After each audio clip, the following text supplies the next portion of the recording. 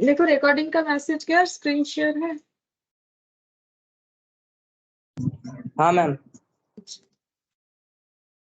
अच्छा देखो, हम लोग लास्ट क्लास में जो है रेशियो कंप्लीट कर चुके थे। आज हम लोग जो है प्रोपोर्शन स्टार्ट करेंगे, ठीक है। अच्छा, अब प्रोपोर्शन में हमें क्या क्या पढ़ना है, ओवरव्यू एक दे रखा है। देखो, प्रॉपर्टीज ऑफ प्रोपोर्शन, और प्रोपोर्शंस में हमें cross product rule, continued proportion, mean proportional, ठीक है। तो सबसे पहले हम लोग ये पता करते हैं कि प्रोपोर्शन होता क्या है। मैंने यहाँ पर प्रोपोर्शन लिख लिया है, तुम लोग भी हेडिंग कर लो। प्रोपोर्शन क्या होता है?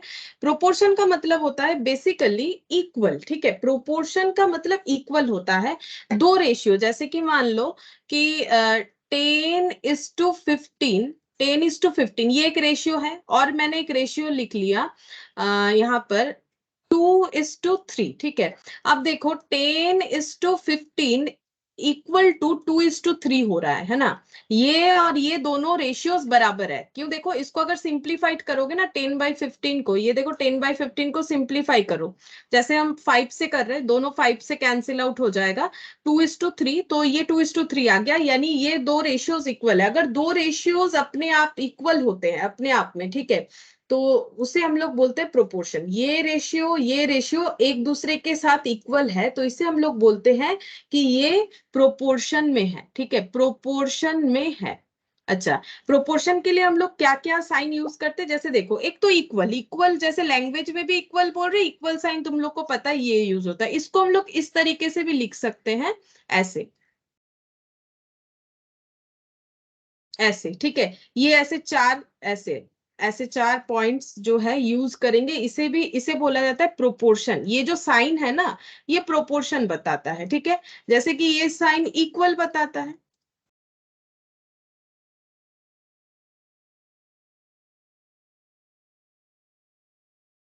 देखो, जैसे कि ये साइन इक्वल बताता है, ये साइन प्रोपोर्शन बताता है, ठीक है। तो ये हो गया हम लोग का प्रोपोर्शन का बेसिक सा मतलब। रेशियो हम लोगों ने सीख लिया था, रेशियो मतलब कंपैरिजन। तो ये दो डेटा का कंपैरिजन होकर रेशियो हुआ, ये दो डेटा का कंपैरिजन होकर रेशियो हुआ। अगर दोनों इक्वल होते, इक्वल कब होंगे? अगर दोनों सेम काइंड होंगे, है ना। अगर दोनों चीज सेम काइंड होता है तभी तो इक्वल होना पॉसिबल है। तो अगर इक्वल होता है तो हम लोग बोलेंगे ये रेशियोज प्रोपोर्शन में है, यानी कि इक्वल है। अब देखते हैं इन्होंने यहाँ पर क्या बोला। इन्होंने एप्लीकेशन बोल रखा है कि प्रोपोर्शन क्या होता है। ये देखो, an equality of two ratios is called a proportion, ठीक है। अगर दो रेशियोज इक्वल है, इक्वलिटी ऑफ टू रेशियोज, ठीक है, इसको हम लोग प्रोपोर्शन को क्या बोलेंगे? डेफिनेशन हमारा क्या हो सकता है? Equality of two ratio. ये देखो, equality of two ratios, equality of two ratios जो है वही प्रोपोर्शन होता है। अभी हम लोगों ने यही समझा। अब इसका एप्लीकेशन देखो, कहाँ हम लोग इसे यूज कर सकते हैं। बोल रहा है income of a man is increase in given ratio. मान लो एक पर्सन का इनकम जो है कितना इंक्रीज कर रहा है, वो एक रेशियो के बेसिस पे दे रखा है। जैसे तुम लोग को याद है रेशियोज के क्वेश्चन में हम लोगों ने क्वेश्चन किया था इलास्ट्रेशन, रौनक बोल के क्वेश्चन था कि रौनक का जो वेट है वो कुछ कम हुआ है, डिक्रीज हुआ है, ऐसा हम लोगों ने क्वेश्चन देखा था। यहाँ पर है कि नहीं, मुझे एक बार देख लेते हैं यहाँ से। अगर इसी, नहीं इसी पीडीएफ में नहीं है, चलो कोई बात नहीं, दूसरे वाले पीडीएफ में होगा। लेकिन एक ऐसा क्वेश्चन था ना कि रौनक का वेट जो है कुछ इतने प्रोपोर्शन में कम हो रहा है, तो अभी करेंटली वेट क्या है। तो उसमें हम लोगों ने एक जो है फॉर्मूला पढ़ा था ना, क्या पढ़ा था कि B, new new value equal to, क्या पढ़ा था, बी इनटू ओरिजिनल, ऐसा कुछ एक था, ठीक है। मुझे अभी प्रॉपर तो याद नहीं आ रहा है, तो वही हम बता रहे। देखो, अगर किसी पर्सन का इनकम इंक्रीज हो रहा है, कैसे हो रहा है, वो कैसे बताया है यहाँ पर। जैसे देखो, परसेंटेज में बता सकते हैं कि 10% इंक्रीज हुआ है, तो बोल रहे हैं कि नहीं, रेशियो में अगर बताया जा रहा है कि उनका इनकम कैसे इंक्रीज हुआ है, and if increase in his income is given, और द इंक्रीज इनकम मतलब कितना इंक्रीज हुआ है वो भी दे रखा है, then to find out his new income, तो उनका नया इनकम क्या है ये पता करने के लिए हम लोग प्रोपोर्शनल प्रॉब्लम का यूज कर सकते हैं, ठीक है। हम लोग प्रोपोर्शनल प्रॉब्लम का यूज कर सकते हैं। जैसे मान लो दिया हुआ है कि किसी एक पर्सन का इनकम 5:7 रेशियो में बढ़ रहा है, ठीक है, और उनका जो नया इनकम है वो है अभी 500, उनका जो नया इनकम है वो है अभी 500। तो ये पूछ सकता है कि if the increase in his income is given. अच्छा, उनका इनकम कितना इंक्रीज हुआ है वो दे रखा है। सपोज उनका इनकम इंक्रीज हुआ है, फॉर एग्जाम्पल कि इंक्रीज हुआ है कितना 700 रुपीज, ठीक है। तो उनका न्यू इनकम कितना है ये पता करने के लिए हम लोग प्रोपोर्शनल प्रॉब्लम का यूज कर सकते हैं, ठीक है। ये एप्लीकेशन बता रहा है, ठीक है। तो किसी भी चीज का इंक्रीज डिक्रीज अगर हमें रेशियो में दे रखा है, वो कितना इंक्रीज या डिक्रीज हुआ उसका एक वैल्यू दे रखा है, तो हम लोग न्यू वैल्यू फाइंड आउट कर सकते हैं। या फिर कुछ और हो सकता है, जैसे कि ये देखो, age of 2 men are given in the ratio, ठीक है। 2 पर्सन का एज मान लो रेशियो में दिया हुआ है, ऐसे 5:6, ठीक है। And if the age of 1 man is given, एक का एज दे रखा है, मान लेते हैं एक का एज है 50, we can find out the age of the another by proportion. हम लोग प्रोपोर्शन को यूज करके दूसरे का एज निकाल सकते हैं। कैसे निकालेंगे, जैसे मान लो एज का रेशियो है 5:6, पहले पर्सन का एज है 50, ठीक है। तो दूसरे का मान लेते हैं x है, ठीक है। क्योंकि देखो ये रेशियो और ये एज, ये तो बराबर ही होगा ना, क्योंकि एज का ही रेशियो बना हुआ है। तो 5/6 इक्वल टू 50/x, ऐसे करके हम लोग x का वैल्यू फाइंड आउट कर सकते हैं। x का वैल्यू कितना हो जाएगा, 50 × 6 डिवाइडेड बाई 5, तो ये हो गया 60, मतलब दूसरे पर्सन का एज 60 है। ऐसे करके हम लोग कैलकुलेट कर सकते हैं। तो ये बता रहा है कि प्रोपोर्शन का एप्लीकेशन क्या है, वो तो हम लोग पूरे क्वेश्चन में ही करेंगे। प्रोपोर्शन का एप्लीकेशन का ही तो क्वेश्चन बना हुआ रहेगा ना हमारे पास। लेकिन प्रोपोर्शन का मेन मतलब क्या है, प्रोपोर्शन का मेन मतलब ये है, अगर दो रेशियो अपने आप में बराबर है तो उसे हम लोग बोलते हैं कि रेशियोज प्रोपोर्शन में। इसका जनरल फॉर्म कैसे लिख सकते हैं, इसका जनरल फॉर्म हम लोग कुछ इस तरह से लिख सकते हैं, यहाँ पर दिखाते हैं। जनरल फॉर्म मतलब ऐसे ही, अगर मुझे एबीसीडी से डिफाइन करना है, जैसे कि हम ले लेते हैं कि 4 क्वांटिटीज ले लेते हैं, जैसे 4 क्वांटिटीज किसी भी चीज का, ठीक है। 4 क्वांटिटीज है ए बी सी डी, ठीक है। ये जो है ये are said to B in proportion, ये प्रोपोर्शन में है, हम लोग बोल सकते हैं सिर्फ और सिर्फ तब इफ क्या होगा, इफ यहाँ पर A is to B equal to C is to D, जिसे हम लोग ऐसे भी लिख सकते हैं, A is to B in proportionate with B C is to D, ठीक है। और कैसे लिख सकते हैं, ये एक प्रेजेंटेशन का तरीका है, ये एक प्रेजेंटेशन का तरीका है, और एक प्रेजेंटेशन का तरीका है, A by B equal to C by D, या फिर इक्वल की जगह ये वाला साइन यूज कर लो, एक ही बात है। मतलब ए इज टू बी का मतलब तो ए बाई बी हो गया ना। अब इसमें इसका और एक प्रेजेंटेशन भी कर सकते, क्रॉस मल्टीप्लीकेशन कर लो इसके बाद, तो A D equal to B C हो जाएगा, ठीक है। मतलब ये सभी जो है प्रोपोर्शनेट बता रहा है। देखो ये तो इसका ट्रांसफॉर्मेशन है, इसको हम लोग इसमें कन्वर्ट कर सकते हैं, फिर इससे ट्रांसफर कर सकते हैं। तो बेसिकली इसे हम लोग प्रोपोर्शन में बोलेंगे। अगर ऐसे दिया हुआ है हमें तो भी प्रोपोर्शन में है, ऐसे दिया हुआ है तो भी प्रोपोर्शन में, बस इक्वल की जगह ये साइन यूज किया गया है। और अगर ऐसे दिया हुआ है तो भी प्रोपोर्शन में, क्योंकि ये भी रेशियो है ये भी रेशियो है, डिवाइड फॉर्म में है। और अगर क्रॉस मल्टीप्लीकेशन कर लेते हैं और इक्वल दिया हुआ है तो भी प्रोपोर्शन में है। तो इतने तरीके से हम लोग इसको जो है बता सकते हैं, ठीक है। अच्छा, अब जैसे हम लोगों ने रेशियो में टर्म्स देखा था, तो प्रोपोर्शन में जितने भी ये एबीसीडी है ना, ये सभी एक एक टर्म है, ठीक है। ये ए बी सी डी कुछ भी ले लो, हम किसी भी एक जगह पे दिखा रहे, ये सब तो एक ही बात है ना, तो हम लोग इसको लिखते हैं, ये सब क्या है, ये सब टर्म है।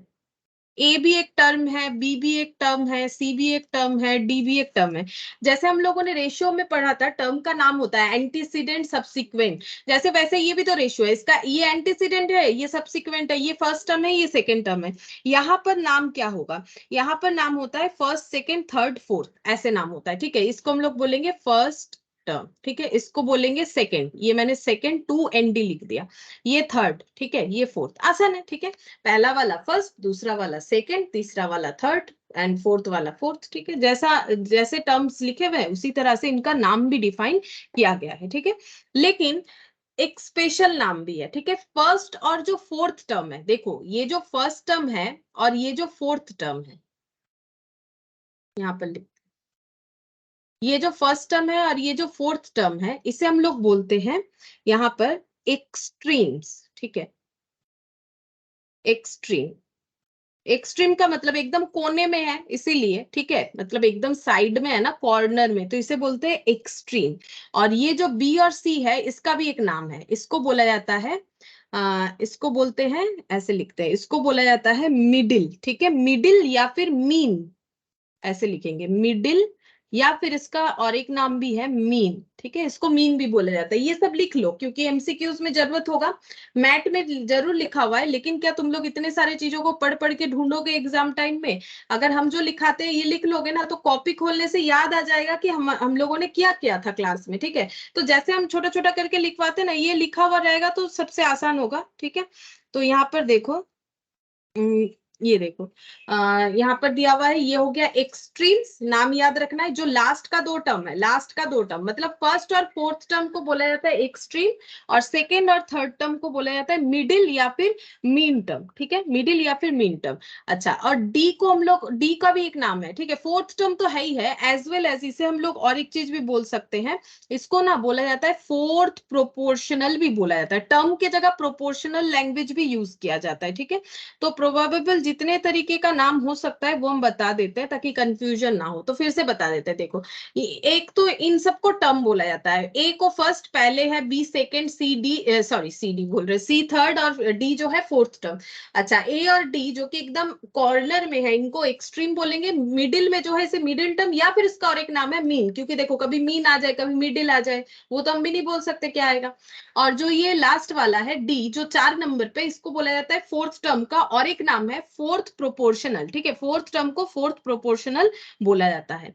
अच्छा, अब इसको जब हम लोग ऐसे करते हैं ना, ये देखो, A by B equal to C by D, और जब इसका क्रॉस मल्टीप्लीकेशन लगाते हैं, A into D equal to B into C, ठीक है, तो ये जो है ना, इसको हम लोग क्या बोलते हैं, इसको हम लोग बोलते हैं प्रोडक्ट। ये प्रोडक्ट हुआ है, मल्टीप्लीकेशन का मतलब तो प्रोडक्ट होता है ना, तो किसका प्रोडक्ट हुआ है, ए और डी का। ए और डी टर्म का नाम क्या है, एक्सट्रीम। ठीक है, तो इसको हम लोग लिखते हैं प्रोडक्ट ऑफ एक्सट्रीम, ऐसे लिखा जाता है, प्रोडक्ट ऑफ एक्सट्रीम। चेक कर लो, ये एक्सट्रीम्स ही है। ठीक है, product of extremes equal to B और सी का प्रोडक्ट हुआ। बी और सी देखो बीच में था, मिडिल टर्म था, तो इसको लिखते हैं प्रोडक्ट ऑफ मीन्स और मिडिल। ठीक है, ऐसे बोला जाता है, प्रोडक्ट ऑफ मीन्स या फिर मिडिल। ठीक है, और ये जो हुआ, ये जो है, इस पूरे प्रोसेस को, जो हम लोग ये मल्टीप्लीकेशन कर रहे हैं ना, इस पूरे प्रोसेस को बोला जाता है, दिस इज कॉल्ड, ऐसे लिखते हैं, this is called cross product rules. ठीक है, इस पूरे प्रोसेस को बोला जाता है क्रॉस प्रोडक्ट रूल्स। तो ये पॉइंट्स जो है याद रखना पड़ेगा हमें, क्योंकि एमसीक्यूज में, ये थियोरिटिकल जो भी एमसीक्यूज होता है ना, वो सब में ये सब चीज हो जाता है। तो यहाँ पर देखो, ये प्रोडक्ट तो हो रहा है, पता चल रहा है क्रॉस मल्टीप्लीकेशन, तो इसीलिए क्रॉस प्रोडक्ट रूल्स, ये तुम लोग को पता है, नॉर्मली ऐसे भी करते हो, क्रॉस प्रोडक्ट तो करते ही हो, जब हम लोग का ऐसा कोई क्वेश्चन आता है वहां से हम लोग कुछ फाइंड आउट करते हैं। फिर भी एक बार देख लो, प्रोडक्ट ऑफ एक्सट्रीम और ये प्रोडक्ट ऑफ मीन्स और मिडिल होता है। ठीक है, अच्छा, इसके बाद नेक्स्ट और क्या पढ़ सकते हैं हम लोग, नेक्स्ट इसके बाद हम लोग पढ़ेंगे कंटिन्यूड प्रोपोर्शन। ठीक है, जैसे देखो, अगर 3 क्वांटिटीज है, 3 quantities A B C of same kind, A B C जो है वो तीनों के तीनों एक ही जैसे हैं, सेम काइंड, और उसके साथ साथ सेम यूनिट। देखो, ये तो रहेगा ही ना, ये तो हम लोगों ने रेशियो में भी पढ़ा था कि रेशियो एक ही जैसे चीजों में होना चाहिए और यूनिट भी उनका सेम होना चाहिए। जैसे मान लो, हम लोगों ने एग्जांपल देखा था ना कि जैसे टीचर, स्कूल में कितने बच्चे हैं उनके साथ कभी भी हम लोग टीचर को कितना सैलरी मिल रहा है उसका रेशियो नहीं कर सकते, क्योंकि वो सेम काइंड नहीं है, क्योंकि स्टूडेंट को नंबर में काउंट किया जाता है, टीचर के सैलरी को रुपीज में काउंट किया जाता है। ठीक है, तो सेम काइंड होना जरूरी है, उसके साथ साथ सेम यूनिट भी होना जरूरी है। मतलब एक किलो में है, एक ग्राम में है, नहीं होगा, एक मिनट्स में है, एक सेकंड में है, तो हमें क्या करना पड़ेगा, या तो दोनों को ही सेकंड्स में ट्रांसफर करना पड़ेगा, या तो दोनों को ही हमें ग्राम में ट्रांसफर करना पड़ेगा। ऐसे हम लोगों ने देखा था। तो देखो, अब रेशियोज का ही तो एक्सटेंडेड पार्ट जो है प्रोपोर्शन है, क्योंकि दो रेशियोज जब अपने आप में इक्वल होते हैं तभी उसे प्रोपोर्शन बोला जाता है। इसीलिए यहाँ पर एबीसी जो है, ये same kind in same unit, ये चीज लिखा गया है। ठीक है, are said to be in continued proportion, are said to be in continuous proportion। continuous proportion में है, कब बोलेंगे, if a is to b equal to B is to C. अगर 3 डेटा दिया हुआ है, उससे हमें प्रोपोर्शन बनाना है, और ये 3 डेटा अगर सेम काइंड में है, तो इससे हम लोग प्रोपोर्शन कैसे बनाएंगे, a is to B equal to B is to C, ऐसे लिख के, मतलब बेसिकली ये ऐसे दिखेगा। अब क्रॉस मल्टीप्लीकेशन भी कर लेंगे साथ ही साथ, B square equal to A C, यहां से हम लोग बोल सकते हैं B equal to root over of A C. ठीक है, इस तरह से हम लोग बोल सकते हैं B equal to root over of A C. तो ये क्या हो गया, इसको हम लोग ऐसे बोलेंगे, mean proportional between A and mean proportional if B is mean proportional between A and C, then B square equal to AC होगा, या फिर हम लोग बोल सकते हैं B equal to root over of AC। अब ये क्या है, देखो अभी अभी हम लोगों ने पढ़ा ना, ये जो है ये एक्सट्रीम है, ठीक है, ये क्या है, ये मीन है, तो ये क्या हो गया, ये बी स्क्वायर निकला, ठीक है, मीन, ये मिडिल टर्म था, तो मिडिल टर्म हो गया मतलब मीन, मिडिल मतलब मीन, मीन प्रोपोर्शनल, जैसे कि ये फोर्थ प्रोपोर्शनल है तो इसको हम लोग मीन प्रोपोर्शनल बोल सकते हैं, तो mean proportional between A and C, A और सी दो एक्सट्रीम टर्म का मीन प्रोपोर्शनल क्या होगा, B square equal to AC, वो प्रूफ करके भी मैंने दिखाया क्या होता है। और अगर बी लिखना है तो B equal to root over of AC, अगर बी स्क्वायर दिखाना है तो AC लिखो, बी कैलकुलेट करना है तो रूट ओवर ऑफ AC लिखो। तो अगर कंटिन्यूड प्रोपोर्शन होता है, तीन टर्म ABC अगर same kind and same unit में होता है तो कंटिन्यूड प्रोपोर्शन को हम लोग इस तरह से लिख के दिखा सकते हैं, ठीक है। तो कंटिन्यूड प्रोपोर्शन जो है इसमें बी को हम लोग मीन प्रोपोर्शनल बोलते हैं, ठीक है। यहाँ पर कंटिन्यूड प्रोपोर्शन में ये चीज बता देते हैं, बी को क्या बोलते हैं, मीन प्रोपोर्शनल, लिख लो नाम, इसको बोलते हैं मीन प्रोपोर्शनल, इसको हम लोग बोलते हैं मीन प्रोपोर्शनल। और ए और सी को हम लोग बोलते हैं, ए एंड सी को हम लोग बोलते हैं फर्स्ट, ए को बोलते हैं फर्स्ट प्रोपोर्शनल, यहाँ पर ए को बोला जाता है फर्स्ट प्रोपोर्शनल, और सी का नाम दिया गया है यहाँ पर थर्ड, थर्ड प्रोपोर्शनल। ये चीज लेकिन समझने वाला है, देखो वैसे तो 1 2 3 4 तो सी तो फोर्थ होना चाहिए, लेकिन हम लोग के पास तो था तीन डेटा, इससे हम लोगों ने प्रोपोर्शन बनाया था, इसीलिए तीन ही डेटा है, ए फर्स्ट, बी सेकेंड, सी थर्ड, ठीक है। और बी दो बार लिखा जाएगा तो बी हो जाता है मीन प्रोपोर्शनल। अगर कंटिन्यूअस प्रोपोर्शन में है तो जो बीच वाला डेटा है उसे हम लोग इस तरह से डिफाइन करते हैं, ठीक है। तो यहाँ पर हम लोगों ने देखो मीन प्रोपोर्शनल भी सीख लिया, और जो है यहाँ पर mean proportion between A and C क्या होगा वो भी हम लोगों ने चेक किया। अच्छा, अब नेक्स्ट हम लोग देखते हैं कि अगर कंटिन्यूड प्रोपोर्शन है, कंटिन्यूड तो अभी अभी हम लोगों ने देखा, लेकिन अगर बहुत सारे डेटा कंटिन्यूड प्रोपोर्शन में है, देखो जैसे व्हेन 3 और more numbers are so related, जैसे कि अभी तो मैंने ABC 3 ही दिखाया, 3 और मोर numbers are so related that the ratio of the first to the second, the ratio of the second to the third, third to the fourth, etc. are all equal, the numbers are said to be in continued proportion, ठीक है। मतलब ये देखो जैसे कुछ numbers है, for example ये example से समझा देते हैं, जैसे देखो कुछ नंबर है X, Y, Z, W, P and Q, ठीक है, ये कुछ नंबर्स है, ठीक है, जो कि है सेम काइंड और सेम यूनिट। अच्छा, और ये इफ इन कंटिन्यूड प्रोपोर्शन, इसको हम लोग कैसे लिखेंगे, इफ इन कंटिन्यूड प्रोपोर्शन तो इसको हम लोग कैसे लिख सकते हैं, अगर कंटिन्यूड प्रोपोर्शन में है तो इसे हम लोग कुछ इस तरह से लिख सकते हैं, X/Y इक्वल टू Y/Z। जैसे ABC था तो हम लोगों ने क्या लिखा था, A/B और B/C, ये देखो A/B और B/C वैसे ही लिखेंगे, तो ये हो गया X/Y, Y/Z, फिर Z/ नेक्स्ट टर्म W, फिर W/P, फिर P/Q, ठीक है, और फिर यहाँ पर P/Q and so on, Q के बाद तो कुछ नहीं है, तो अगर कुछ होता तो हम लोग इस तरह से लिख सकते हैं, ठीक है, एंड सो ऑन, ऐसे चलेगा अगर जितना भी डेटा आगे रहेगा।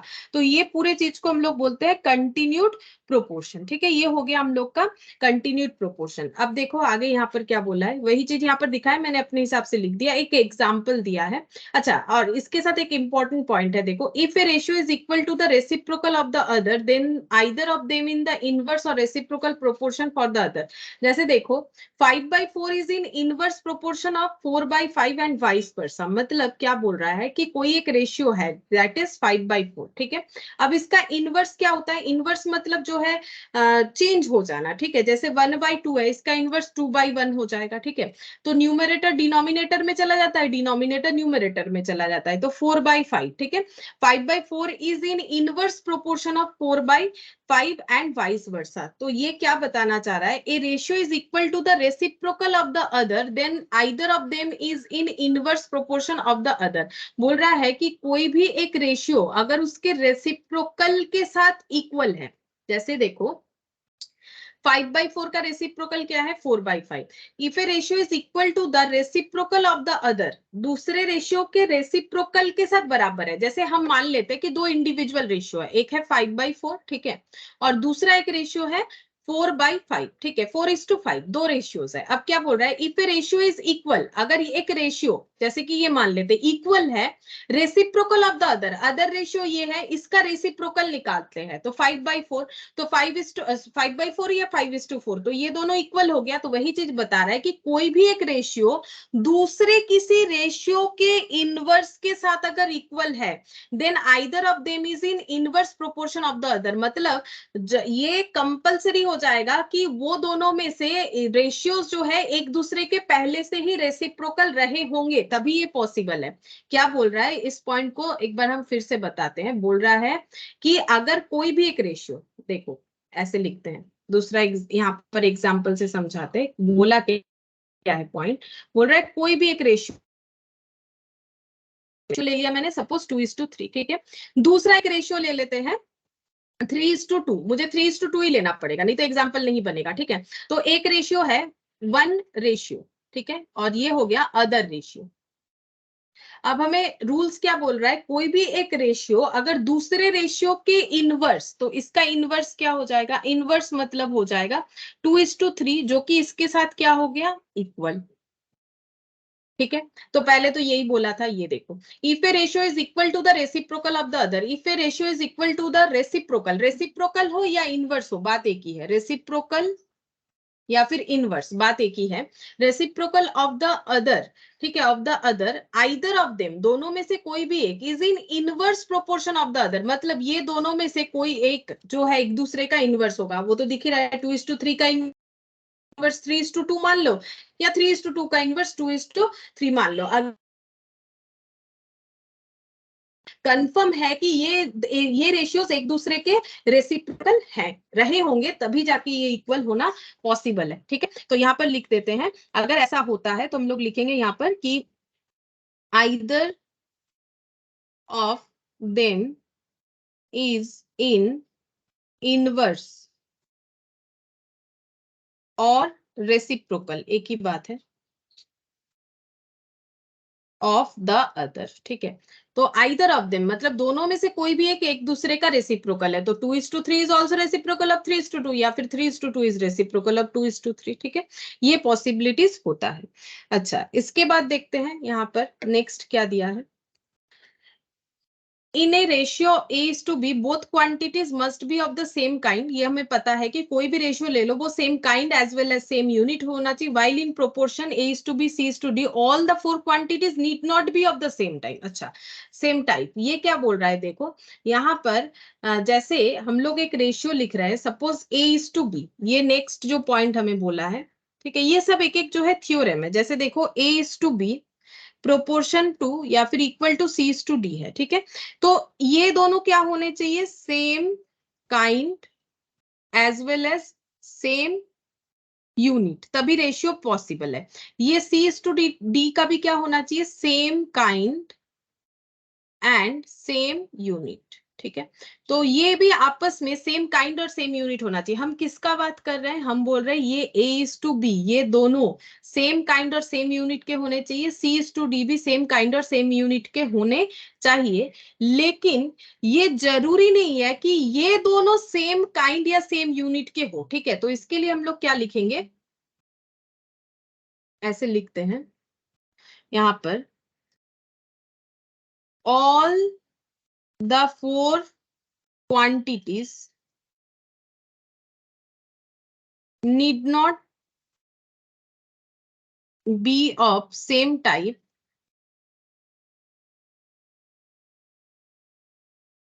first 2 and last 2 be of same kind, ठीक है। पहला दो और आखिरी दो सेम काइंड होने से ही होगा, जरूरी नहीं है। अगर चारों सेम है तो ठीक है, लेकिन चारों सेम होना जरूरी नहीं है। तो ये कैसे पॉसिबल है, ये देखो, जैसे हम ये बताते हैं कि 6 रुपीज और 8 रुपीज का मैंने पहले रेशियो बना लिया, ठीक है। 6 रुपीज और 8 रुपीज का रेशियो क्या होगा, सिंप्लीफाई करने पे 3:4, ठीक है। अच्छा, और 12 टॉफी, ये मैथ से ही ले रहे हैं एग्जाम्पल, ठीक है। 12 टॉफीज इज टू 16 टॉफीज का हम रेशियोज बनाएंगे, ठीक है।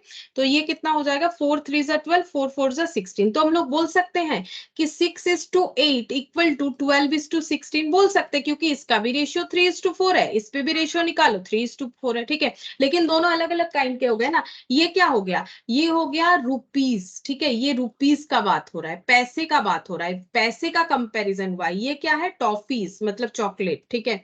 तो ये टॉफीज का कंपैरिजन किया हम लोगों ने, और फिर दोनों को प्रोपोर्शन में किया। मतलब जो रुपीज का कंपैरिजन किया था और जो टॉफीज का कंपैरिजन किया था, दोनों का कंपैरिजन का वैल्यू सेम आया, मतलब ये दो रेशियो सेम है, ठीक है। तो ये प्रोपोर्शन है। तो जरूरी नहीं है कि चारों के चारों क्वांटिटी सेम हो, पहले दो और आखिरी दो सेम होने से ही हुआ, same kind and same unit. लेकिन अगर ये मान लो ये भी रुपीज में होता, ठीक है, चलेगा, या फिर ये भी टॉफीज में होता, चलेगा, उसमें तो कोई प्रॉब्लम नहीं है। अगर चारों सेम है तो हो सकता है, लेकिन जरूरी नहीं है, नॉट कंपल्सरी कि चारों ही सेम हो। पहले दो कंपैरिजन और आखिरी दो कंपैरिजन सेम होना जरूरी है, ठीक है।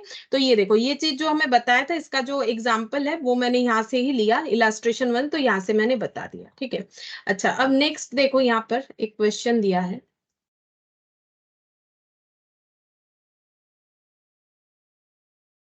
एग्जाम्पल 1, ठीक है।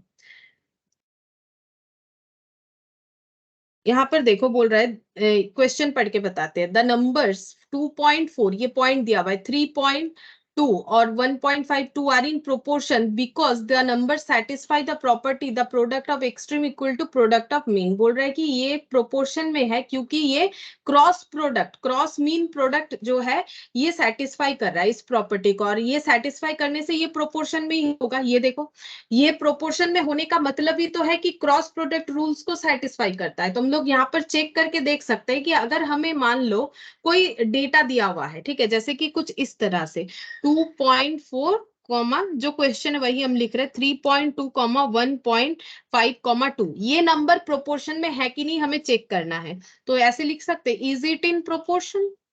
ये अगर हमें चेक करने बोले तो हम लोग कैसे चेक कर सकते हैं, अगर हमें चेक करने के लिए बोला जाए तो हम लोग सिंपल ऐसे करेंगे, 2.4 is to 3.2 equal to, line by line दिया हुआ ना, तो लाइन बाय लाइन ही प्रोपोर्शन में लग जाएंगे। तो 2.4 divided by 3.2 equal to 1.5 divided by 2। अब क्रॉस प्रोडक्ट करेंगे, 2.4 इंटू 2 इक्वल टू 1.5 इंटू 3.2, और चेक करेंगे कि दोनों केस में हम लोग का आंसर सेम आ रहा है कि नहीं। तो ये हो गया 4.8 और 1.5 इंटू 3.2, 4.8, ठीक है, 4.8। तो ये हम लोग का क्या हो गया, ये हम लोग का आंसर आ रहा है कि ये प्रोपोर्शन में है। प्रोपोर्शन में हो है बोल के ही ये जो क्रॉस प्रोडक्ट रूल्स है, इसे ये सेटिस्फाई कर रहा है। तो अगर हमें किसी भी डेटा को दे दिया जाए और बोले कि फाइंड आउट करो कि ये प्रोपोर्शन में है कि नहीं, तो हम लोग जो है क्रॉस मीन प्रोडक्ट करके आंसर बता सकते हैं, ठीक है। यूजिंग क्रॉस प्रोडक्ट रूल्स हम लोग बता सकते हैं कि ये प्रोपोर्शन में है। तो ये हम लोग का एग्जाम्पल 1 हो गया। दूसरा एग्जाम्पल यहाँ पर दिया है, find the value of x if 10/3 is to x, proportion 5/2 is to 5/4, ठीक है। तो ये लिखते हैं दूसरा एग्जाम्पल, एग्जाम्पल नंबर 2। क्वेश्चन हमें कुछ ऐसा दिया हुआ है, x का वैल्यू फाइंड आउट करना है, if 10/3 is to x, proportion of 5/2 is to 5/4, ठीक है। तो कैसे चेक करेंगे, ऐसे चेक हो जाएगा, 10/3 और ये इस 2 है, मतलब डिवाइडेड बाई एक्स, ये प्रोपोर्शन है मतलब इक्वल लगा दो। अगर प्रोपोर्शन लिखने में टाइम भी लगता है, ये ज्यादा यूज करते हैं हम लोग, ये हमारे लिए आसान होगा। 5/2 होल डिवाइडेड बाई 5/4। अब इसका सिंपल कैलकुलेशन करेंगे, जैसे मैथमेटिक्स में कैलकुलेशन होता है। 10/3, एक्स के नीचे कुछ नहीं है मतलब तो 1 है ना, तो 1/x हो जाएगा, ठीक है। 5/2 इंटू 4/5, कैंसिल आउट, ये 2 हो गया। अच्छा, अब ये कितना हो जाएगा, 10 divided by 3x equal to 2। अब क्रॉस मल्टीप्लीकेशन कर लेते हैं, तो यहाँ पर हो गया 6x ये 2 के नीचे कुछ नहीं है मतलब 1, ऐसे क्रॉस मल्टीप्लीकेशन होगा 10 into 1, तो x equal to 10/6, x equal to 10/6 answer आएगा। अब चेक करते हैं कि x का वैल्यू कितना होना चाहिए। अच्छा ये सिंप्लीफाई हो जाएगा 5/3, देख लेते हैं किस तरह से आंसर दिया यहाँ पर, ये रहा 5/3। ठीक है, तो ऐसे ही किया इन्होंने, कैलकुलेशंस जो है नॉर्मली करके नहीं दिखाया, जस्ट लिख दिया है, तो 5/3 हो जाएगा। अच्छा फिर एग्जाम्पल 3 देखो।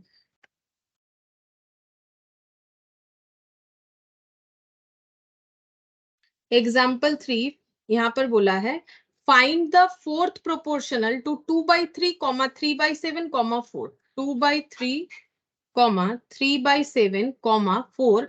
हम लोग को बोला है फाइंड फोर्थ प्रोपोर्शन। देखो हम लोग को 3 डेटा दिया हुआ है, हमें फोर्थ प्रोपोर्शन कैलकुलेट करने बोला है, मतलब ये सब प्रोपोर्शनेट में ही है, फोर्थ प्रोपोर्शन कैलकुलेट करने बोला है, यानी लास्ट वाला हम लोग का मिसिंग है। तो हम लोग इसको कैसे लिखेंगे, हम लोग फिर इसको ऐसे लिखेंगे, ये देखो 2/3 is to 3/7 equal to 4 is to x, क्योंकि फोर्थ प्रोपोर्शन तो लास्ट में जाएगा, x हो गया। अब 2/3 होल डिवाइडेड बाय 3/7, 4/x। ठीक है, हम लोग ये x क्यों मान रहे हैं, हम लोग मान लेते हैं कि फोर्थ प्रोपोर्शन, ये देखो let fourth proportion be x, ऐसे एजम्पशन लिया। ठीक है, तो first second third fourth put कर दिया। अब क्रॉस मल्टीप्लीकेशन करेंगे, तो पहले ये सिंप्लीफाई कर लेते, 2/3 इंटू 7/3, 3/7 था, 7/3 हो गया, 4/x।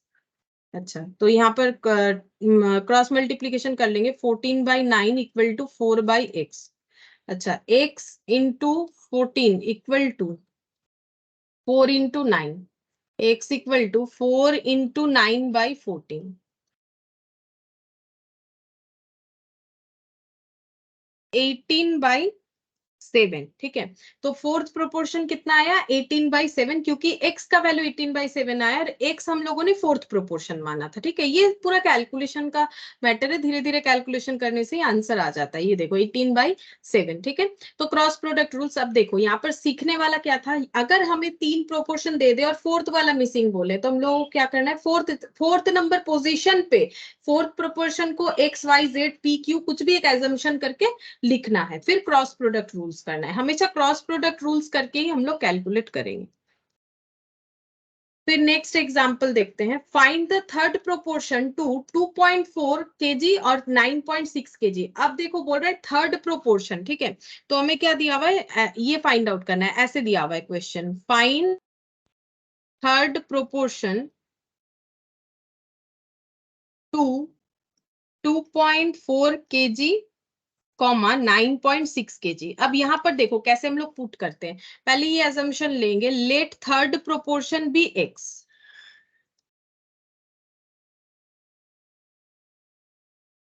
थर्ड मतलब जो 3 नंबर पोजीशन में आएगा, मतलब जो डेटा है, जो डेटा है, जैसे कि देखो यहाँ पर लिखा था ना, हम लोगों ने डेटा को कैसे लिखा था, 3 क्वांटिटीज। तो 3 क्वांटिटीज क्या क्या होंगे थर्ड नंबर पे जो है, तो इसका मतलब ये फर्स्ट हो गया, ये सेकंड हो गया, इसके बाद वाला थर्ड होगा, मतलब हम लोग का क्वांटिटीज कुछ इस तरीके से होगा। ठीक है, अच्छा तो ये 3 क्वांटिटीज है, तो हमें प्रोपोर्शन में कैलकुलेट करके दिखाना है, तो कैसे हो जाएगा, 2.4 इज टू 9.6, सेकेंड वाले को 2 बार लिखना होता है, 9.6 इज टू x, ऐसे होना चाहिए, 9.6 इज टू x। देखो अगर 3 डेटा अपने आप में प्रोपोर्शन में है, तो ये सेकंड वाला रिपीट होता है, ए बी सी है तो ए बी बी सी ऐसे होता है ना, तो वही चीज देखो मैंने यहाँ पर भी लिखा, ये ए बी सी फॉर्म में हो गया, ए बी बी सी। ये देखो अब हम लोग इसको कैलकुलेट करेंगे, तो कैसे करके कैलकुलेट होगा, 2.4 divided bye 9.6, 9.6 divided by x, तो ये क्रॉस मल्टीप्लीकेशन करते हैं, x इंटू 2.4, 9.6 इंटू 9.6, तो x equal to 9.6 into 9.6 divided by 2.4। ये तो कैलकुलेशन करने का तरीका है, तुम लोग जैसा ठीक समझो कर सकते हो। जैसे कोई अगर बोले कि हम पहले ये मल्टीप्लाई कर लेंगे, करो, कोई प्रॉब्लम नहीं है। ठीक है, हम इस तरह से करते हैं और कैलकुलेटर यूज करके कर लेते हैं। तो 9.6 इंटू 9.6 डिवाइडेड बाई 2.4, 38.4। तो जो थर्ड प्रोपोर्शन है वो कैलकुलेट होके आ गया 38.4। ठीक है, तो इस तरीके से हमें करना है। तो यहाँ पर हमें सीखने को क्या मिल रहा है बेसिकली, कि अगर हमें फोर्थ प्रोपोर्शन मिसिंग हो तो वहां एक्स कहाँ पुट होगा, अगर थर्ड प्रोपोर्शन मिसिंग हो, दो डेटा दिया हुआ है तो एक्स कहाँ पुट होगा। ठीक है, ये सारी चीजों को सीखना चाहिए। तो अगर मुझे बोल रहा है कि थर्ड प्रोपोर्शन मिस है, मतलब ये फर्स्ट है ये सेकंड है, थर्ड वाला गायब है। अगर मुझे बोल रहा है फोर्थ मिस है, तो फर्स्ट सेकंड थर्ड, तो फोर्थ इसके बाद आएगा। और उसके इस अगर फोर्थ यहाँ पर है तो उसका प्रेजेंटेशन कुछ इस तरह से होगा, ये दोनों में रेशियो और ये दोनों में रेशियो। अगर मुझे बोला है थर्ड वाला गायब है, मतलब तीन सेम क्वांटिटी के डेटा का प्रोपोर्शन बोला है, तो A B B C form में होगा। ठीक है, ए बी और बी सी फॉर्म में होगा। तो ये चीज जो है हमें ध्यान में रखना है कि कब कैसे हम लोग इसको प्रेजेंट करेंगे। फिर कैलकुलेट तो कर ही लेंगे, प्रेजेंटेशन ठीक रहेगा तो क्रॉस मल्टीप्लीकेशन ही करना है, और तो कुछ ज्यादा काम है नहीं। ठीक है, तो 38.4 हम लोग का आंसर हो गया, थर्ड प्रोपोर्शन। अब यहाँ पर बोला है देखो, find the mean proportion between 1.25 and 1.8। क्या बोला है इस क्वेश्चन में, example 5, find the mean proportion का मतलब मिडिल वाला। ठीक है, find the mean proportion between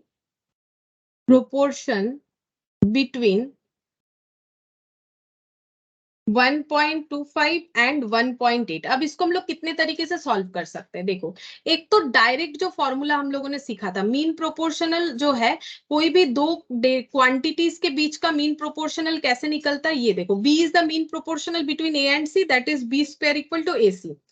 ये तो हो गया फॉर्मूला याद करके। ठीक है, लेकिन फॉर्मूला कैसे आए वो भी तो मैंने बताया ना। तो देखो, मीन मतलब मिडिल वाला प्रोपोर्शन बोल रहा है, तो बेसिकली 1.25 होगा, उसके बाद मीन प्रोपोर्शन में x मान लेते हैं, और उसके बाद 1.8। ठीक है, अच्छा, अब मीन प्रोपोर्शन 5 एंड 1.8, तो क्वांटिटीज ऐसे बन जाएंगे। अब इसका प्रोपोर्शन करोगे तो 1.25 बाई एक्स इक्वल टू क्या हो जाएगा, x बाई 1.8, या फिर इसको थोड़ा सा और इलाबोरेट करो तो 1.25 is to X equal to X is to 1.8, क्योंकि तीन अगर सेम काइंड ऑफ डेटा रहता है तो उसका प्रोपोर्शन ऐसे डिफाइन होता है। अब क्रॉस मल्टीप्लीकेशन करेंगे, x into x equal to 1.25 into 1.8। ठीक है, तो अब देखते हैं कितना आता है, 1.25 इंटू 1.8, 2.25। तो x का square equal to 2.25, x equal to root over of 2.25, root over of 2.25। ठीक है, तो इसका रूट लगा लेते हैं, रूट कहां पर है,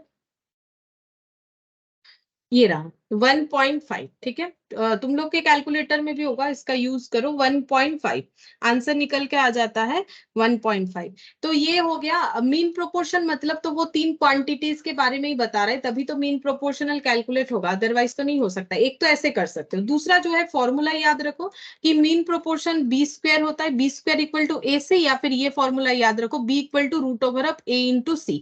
तो ए बी सी तीन क्वांटिटी, तो A first term, B second term, C third term, जिसमें सेकेंड टर्म ही मीन हो गया, मिडिल हो गया। तो ए का वैल्यू 1.25 और बी का सी का वैल्यू 1.8, तो सेम बात है ना। ठीक है, तो यहाँ पर हो जाएगा रूट ओवर ऑफ 2.25, तो यहाँ पर आंसर 1.5। एक ही बात है, कैसे भी करने से मतलब है, ऐसे करो या ऐसे करो। देखो, ये फॉर्मूला लेकिन रटने वाला बात नहीं है, फॉर्मूला तो लॉजिकली आया है ना, क्रॉस प्रोडक्ट रूल से ही फॉर्मूला निकल के आया, तो फॉर्मूला याद रखते हो तो भी चलेगा, और अगर इसको पुट करके करते हो तो भी चलेगा। ठीक है, एक ही बात है। अच्छा, ये हम लोग का हो गया एग्जाम्पल नंबर 5। नेक्स्ट देखते हैं प्रॉपर्टीज ऑफ प्रोपोर्शन। प्रोपोर्शन का प्रॉपर्टीज देखते हैं, तो ये हम लिखवा देते हैं ताकि तुम लोग को ज्यादा यहाँ से ढूंढना ना पड़े। Properties of proportion. ठीक है, पहला पहला प्रॉपर्टी है कि if A is to B equal to, अगर सी इज टू डी है, तो A D equal to B C होगा। ये प्रॉपर्टी हमें पता है, बहुत स्टार्टिंग से ही करते आ रहे हैं। A by B equal to C by D, ये क्रॉस प्रोडक्ट जो प्रॉपर्टी है वही वाला है। तो A D equal to B C है ना, क्रॉस मल्टीप्लीकेशन करके। तो ये प्रूफ के साथ भी बता दिया, ये हम लोग तो पहले से ही करके आ रहे हैं, तो ये प्रॉपर्टीज में ही आता है। तो पहला प्रॉपर्टी जो है ये है, इसका नाम है क्रॉस मल्टीप्लीकेशन प्रॉपर्टी। ठीक है, इस प्रॉपर्टी का नाम क्या होता है, क्रॉस प्रोडक्ट या क्रॉस मल्टीप्लीकेशन प्रॉपर्टी।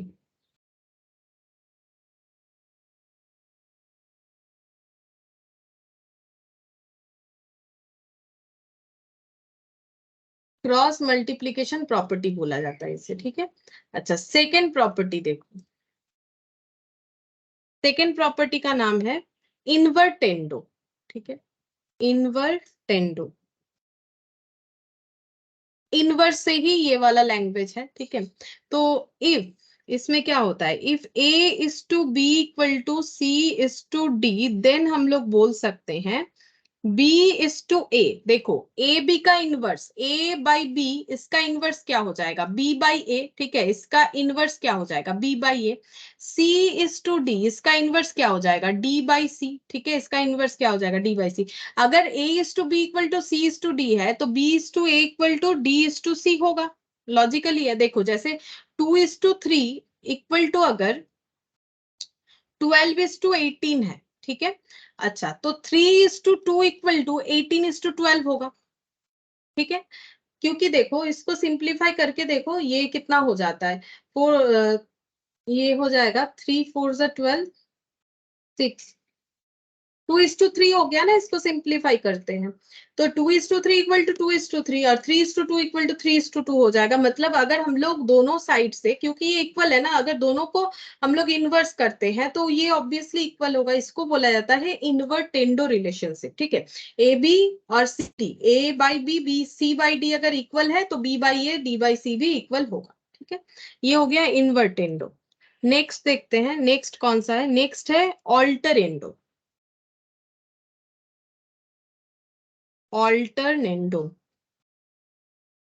ये क्या होता है, इसमें if a is to b equal to c is to d, then a is to c equal to b is to d होगा।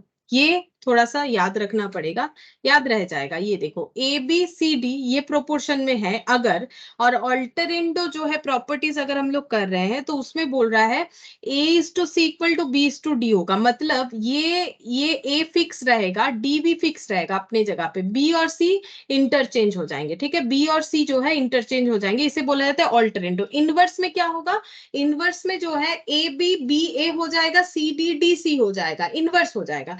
ऑल्टर में क्या होगा, ऑल्टरेशन होगा मिडिल टर्म का, ठीक है। ये देखो सी इधर आ जाता है, बी उधर चला जाता है, इसे हम लोग बोलते हैं ऑल्टरेंडो, ठीक है। इसका प्रूफ दिया हुआ है, लेकिन हम लोगों को कोई प्रूफ का जरूरत नहीं है क्योंकि इस पे क्वेश्चंस काफी आसान सा होता है। थोड़ा सा तुम लोग को बस ये प्रॉपर्टीज पता होना चाहिए, उसको देख के तुम लोग के पास ऑप्शंस रहेगा, देखने से ही समझ जाओगे कि आंसर क्या होगा, ठीक है।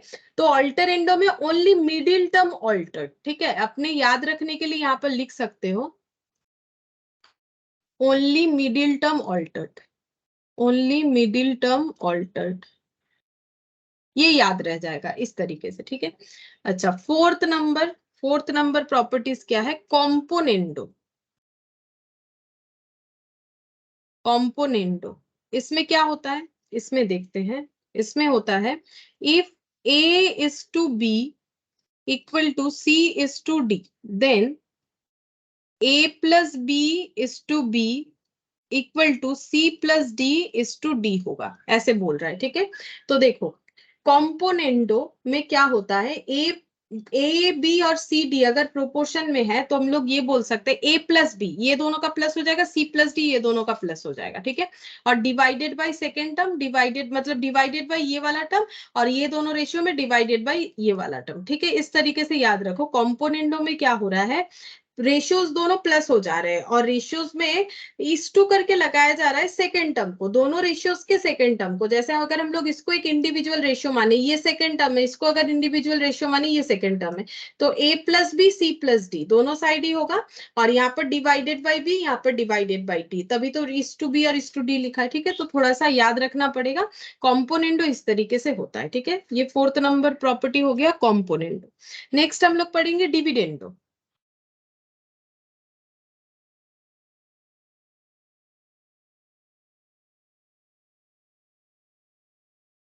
डिविडेंडो में क्या होता है, देखो इफ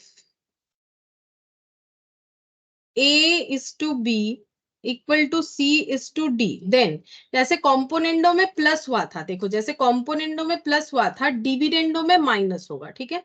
तो a minus b is to b, C minus D is to D. देखो सेम चीज है, कॉम्पोनेंडो डिविडेंडो का जो चेंजेस है सेम है, बस यहाँ पर प्लस है a plus B by B और c plus D by D. यहाँ पर क्या हो रहा है, a minus B by B और c minus D by D. ठीक है, तो डिविडेंडो कॉम्पोनेंडो सेम है, एक में प्लस है एक में माइनस है, बाकी पूरा चेंजेस जो है एक ही जैसा हो रहा है। ठीक है, तो यहाँ पर हम लोग का डिविडेंडो कंप्लीट होता है। इसके बाद जो प्रॉपर्टी है इसको हम लोग बोलेंगे कॉम्पोनेंडो एंड डिविडेंडो, दोनों का मिक्स्ड अप।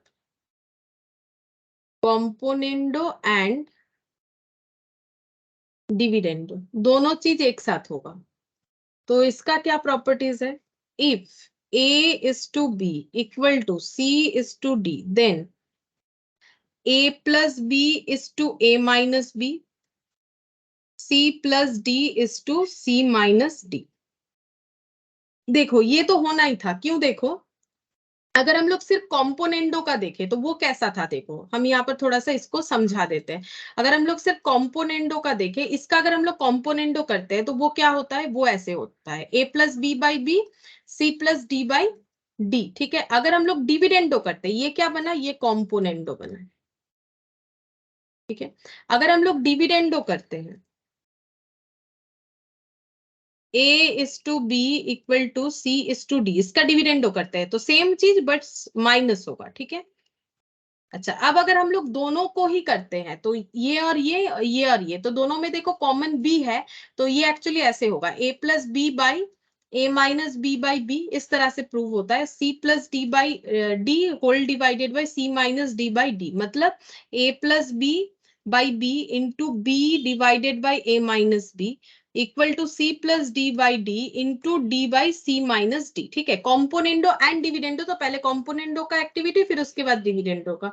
तो a plus B is to a minus बी और c plus D is to c minus डी, है ना, डिवाइड है, तो वही वाला यहाँ पर निकल के आया। ये जस्ट मैंने थोड़ा सा याद रखने के लिए लॉजिकली बता दिया कि क्यों ऐसा हो रहा है। ठीक है, ताकि तुम लोग को आसानी से याद रहे। ये प्रूफ का कोई जरूरत नहीं है, क्योंकि प्रूफ हमें कहीं नहीं पूछा जाएगा, 1 मार्क का एमसीक्यू है, प्रूफ रूफ नहीं होता है इसमें। ठीक है, लेकिन याद तो रखना पड़ेगा ना, ये जो एक एक चीज है अगर इसको समझोगे नहीं तो इतना सारा चीज रट थोड़ी ना सकते हैं। जैसे ये क्रॉस प्रोडक्ट रूल्स है, तो नॉर्मली ये तो हम लोग कोई भी इक्वेशन फॉर्म करते हैं तो क्रॉस प्रोडक्ट करते वही वाला। इन्वर्टेंडो मतलब इनवर्स से आया है, तो इनवर्स क्या हो रहा है, इनका जो है इनवर्स होने का मतलब ए बी को इनवर्स कर रहे हैं, इधर सी डी को इनवर्स कर रहे हैं। ऑल्टरेंडो का मतलब only middle term altered. Componendo का मतलब A plus B is to B, ये दोनों प्लस प्लस हो जाएंगे और सेकेंड टर्म दोनों रेशियोज का डिवाइड हो जाएगा। और जो यहाँ पर डिविडेंडो है उसमें माइनस होगा, सेम तरीका जैसे कॉम्पोनेंडो में होता है। कॉम्पोनेंडो एंड डिविडेंडो में क्या हो जाएगा, दोनों का कॉम्बिनेशन आ रहा है, इसीलिए A plus B A minus B बच रहा है, C plus D C minus D बच रहा है। ठीक है, ये प्रूव करने का कोई मतलब तुम लोग को प्रूव कहीं पर भी करने नहीं बोलेगा, लेकिन जस्ट अपने नॉलेज के लिए प्लस याद रखने में ये हेल्प करता है, समझ में आता है कि क्यों ऐसा हुआ। ठीक है, अच्छा ये हम लोग का हो गया componendo and dividendo 6th number. अच्छा इसके बाद और एक है 7th नंबर, ये है एडेंडो। एडेंडो में क्या होता है, एडिशन होता है, जैसे कि if A is to B equal to C is to D equal to E is to F and so on, मतलब ऐसे ही अगर चल रहा है। ठीक है, तो एडेंडो में क्या हो जाएगा, then each of these ratios addendo is equal, तो इसे हम लोग कैसे लिख सकते हैं, फर्स्ट टर्म, हर एक रेशियो का फर्स्ट टर्म को ऐड कर सकते हैं। जैसे ये वाला जो रेशियो है इसका फर्स्ट टर्म ए, ये वाला जो रेशियो है इसका फर्स्ट टर्म सी, ये जो रेशियो है इसका फर्स्ट टर्म ई, तो हम लोग क्या लिखेंगे, ए प्लस सी प्लस ई। ठीक है, ये डॉट डॉट करके चलता जाएगा क्योंकि ई के बाद ई एफ जी एच ऐसे करके, तो डॉट डॉट ये हो गया और ये ब्रैकेट में दे देते हैं इस टू सेकेंड टर्म का एडिशन, मतलब B plus D plus F and so on and so on. ठीक है, एंड सो ऑन मतलब देखो अगर ये चल रहा है मतलब ये कंटिन्यूएशन बता रहा है, दो या तीन टर्म का बात नहीं है, चाहे कितने भी टर्म हो। अगर एडेंडो बोल रहा है तो सारे रेशियोज, यहाँ 3 लिखा है, 3 के जगह 30 हो सकता है, 300 हो सकता है, 3000 हो सकता है, सभी का फर्स्ट टर्म का एडिशन डिवाइडेड बाय या फिर इस टू सेकेंड टर्म का addition, this is called addendo property. ठीक है, तो एडेंडो मतलब एडिशन, इसे हम लोग बोलते हैं एडेंडो प्रॉपर्टी। एडेंडो में सिंपल है, हर एक जितने भी रेशियोज दिए हुए सारे रेशियोज के फर्स्ट टर्म का addition divided by second term का एडिशन। और नेक्स्ट है सबट्रेंडो। सबट्रेंडो का मतलब है माइनस, सबट्रैक्शन होना। ठीक है, सबट्रैक्शन होना। तो यहाँ पर लिखते हैं if a is to b is equal to c is to d is equal to e is to f, then each of these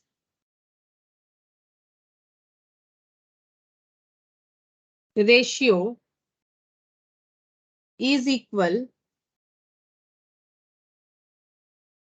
ए। अब देखो ये कैसे होगा, जैसे एडेंडो का हुआ ना, जस्ट लाइक वैसे ही हर एक टर्म, हर एक रेशियो के फर्स्ट टर्म का माइनस। तो ये देखो, ये रेशियो का फर्स्ट टर्म ए, ये रेशियो का फर्स्ट टर्म सी, ये रेशियो का फर्स्ट टर्म ई, और डॉट डॉट लिखा है, मतलब इसके बाद जितने भी माइनस करके आ जाएंगे। ठीक है, मतलब इसके बाद माइनस लगेगा और कंटिन्यू, जैसे इसके बाद प्लस लगेगा कंटिन्यू, वैसे ही इस टू मतलब डिवाइडेड बाय हर एक रेशियो का सेकेंड टर्म का minus, B minus D minus F minus and so on. ठीक है, तो ये हो गया सबट्रेंडो। तो देखो ये दोनों भी सेम है ना, याद आसानी से रहेगा। एडेंडो और सबट्रेंडो जो है कंसेप्ट सेम है, फर्क इतना है एडेंडो।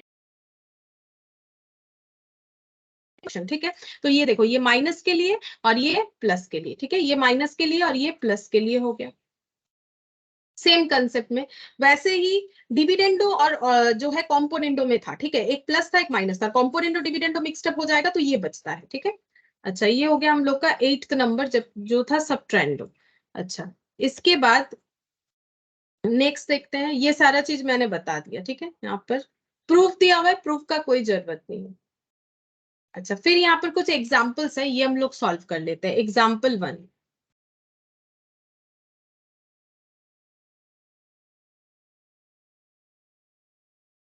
if a is to b equal to c is to d equal to 2.5 is to 1.5, what are the values of ad is to bc and a plus c is to b plus d? हम एक बार लिख लेते हैं, if a is to b equal to c is to d equal to 2.5 is to 1.5 ऐसे दिया हुआ है। ठीक है, ये हमें गिवन है, हम लोग को वैल्यू फाइंड आउट करना है AD is to BC and A plus C is to B plus D. ठीक है, हमें इसका जो है वैल्यूज फाइंड आउट करके देना है। ठीक है, फाइंड दिस वन। ठीक है, ये गिवन है। अच्छा, अब यहाँ पर हम लोग कैसे कर सकते हैं, देखो a by B equal to C by D equal to 2.5 is to 1.5, इसको अगर हम लोग लिखे तो ये कैसे होगा, a by B A is to B equal है, equal C is to D को हम लोग लिख सकते हैं c बाई डी। ठीक है, अच्छा 2.5 डिवाइडेड बाई 1.5 इक्वल, ये लिख दिया। ठीक है, अच्छा अब यहां से हम लोग क्या कर सकते हैं, इससे हम लोग एक इक्वेशन फॉर्म कर सकते हैं। कैसे, जैसे अगर हम लोग सिर्फ ये दोनों पॉइंट को लेते हैं, सिर्फ ये दोनों पॉइंट को ले रहे हैं। ठीक है, तो ये दोनों पॉइंट से क्या इक्वेशन बनेगा, ये कुछ ऐसे दिखेगा, A D equal to B C. और अगर हम ऐसे लिखे A D divided by B C, क्या ऐसा लिख सकते हैं, बिल्कुल लिख सकते हैं ना, ये बी सी इधर आ जाएगा तो इधर क्या बचेगा, जीरो मत लिख देना। जैसे देखो ऐसे है, सपोज 2x इक्वल टू 3 है, तो हम लोग क्या लिखते हैं, x इक्वल टू 3/2 लिख सकते हैं ना। तो वैसे ही अगर ये AD है, ये BC है, और BC हम इसके नीचे लेके जाना चाहते हैं, तो AD डिवाइडेड बाय, अब यहाँ पर कुछ नहीं है मतलब 1 है, और यहाँ पर भी कुछ नहीं है मतलब कितना है, 1 है। ठीक है, तो इसको जीरो मत सोच लो, तो ये BC इधर चला जाएगा तो इधर 1 बचता है। ठीक है, AD बाई BC 1 बचता है, तो इसके साथ हम लोग का पहला आंसर निकल के आ गया, AD by BC equal to 1। ठीक है, एडी डिवाइड, ये देखो पहला पूछा था ना, एडी इज टू बीसी कितना हो जाएगा, 1:1, AD is to BC calculate होके आ गया 1:1, ये देखो 1:1 कैलकुलेट होके आ गया। ठीक है, तो ये हम लोग का आंसर हो गया। अच्छा, नेक्स्ट हमें पूछा है a plus C is to B plus D, ये हम लोग कैसे कैलकुलेट कर सकते हैं। तो अभी अभी हम लोगों ने एक एडेंडो जो है एडेंडो रूल्स देखा रेशियोज का। ठीक है, सॉरी प्रोपोर्शन का। तो यहाँ पर हम लोगों का जो गिवन है वो कुछ ऐसा है, a is to b equal to b is to नहीं sorry a is to b equal to c is to d दिया हुआ है। ठीक है। अब एडेंडो प्रॉपर्टी क्या बोल रहा है, कोई भी दो रेशियोज जो अगर इक्वल है उनके फर्स्ट टर्म का addition divided by second term का एडिशन। ठीक है, डिवाइडेड बाय क्यों, अरे रेशियो था ना, ये देखो ऐसे लिखा था हम लोगों ने, is to B plus D, तो इसका मतलब क्या होता है A plus C divided by B plus D. Addendo से ये हमारा कैलकुलेट होके आ गया।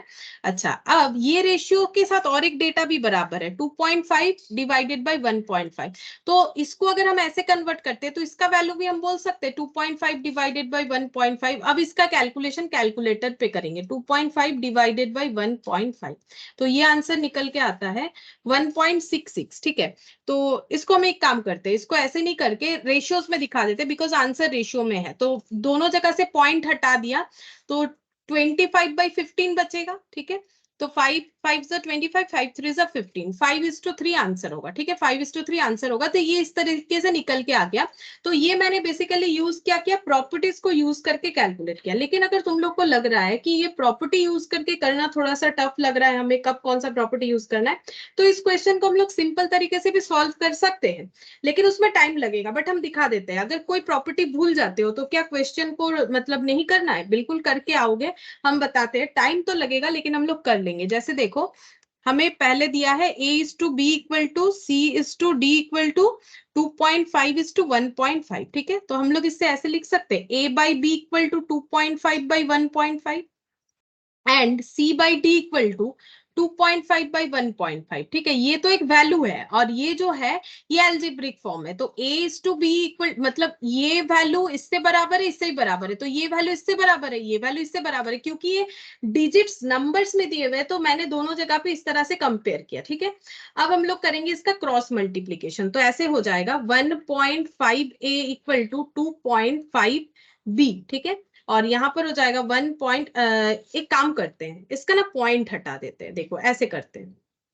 अच्छा, पहले ये भी देख लेते हैं हमें कैलकुलेट करने के लिए क्या बोला है। ये तो मैंने दूसरा फॉर्मेट दिखाना स्टार्ट किया, हमें कैलकुलेट करने के लिए बोला है AD is to BC, AD is to BC. ठीक है, मतलब हमें इंटू करना है ए इंटू डी, तो हम लोग ऐसे कर सकते हैं ए बाई बी इंटू, ऐसे कर सकते हैं सी बाई डी, तो सी नहीं ऐसे करेंगे, हमें बोला है देखो AD इज टू BC बोला है, तो D यहां पर लगना चाहिए, C यहां पर लगना चाहिए, D by C, simple 2.5 divided by 1.5 A by B, और C बाई D अगर इतना है तो D बाई सी रिवर्स हो जाएगा, 1.5 डिवाइडेड बाई 2.5, कैंसिल आउट 1 आ गया। ये ऑल्टरनेट तरीका, ये ऑल्टरनेट तरीका AD बाई BC को कैलकुलेट करने का, जो हम लोग का 1 आया था। अब AD बाई BC 1 का मतलब 1/1 होना, तो 1:1 हो गया। ठीक है, तो ये ऑल्टरनेट तरीका जो मैंने बोला कि अगर तुम लोग सोच रहे हो कि हम लोग ये इतना चीज याद नहीं रख पाएंगे कि कैसे करके, जैसे ये तो देखो वैसे कुछ याद करने वाला था नहीं, नॉर्मल कैलकुलेशन हुआ, लेकिन मैंने ऑल्टरनेट तरीका भी बताया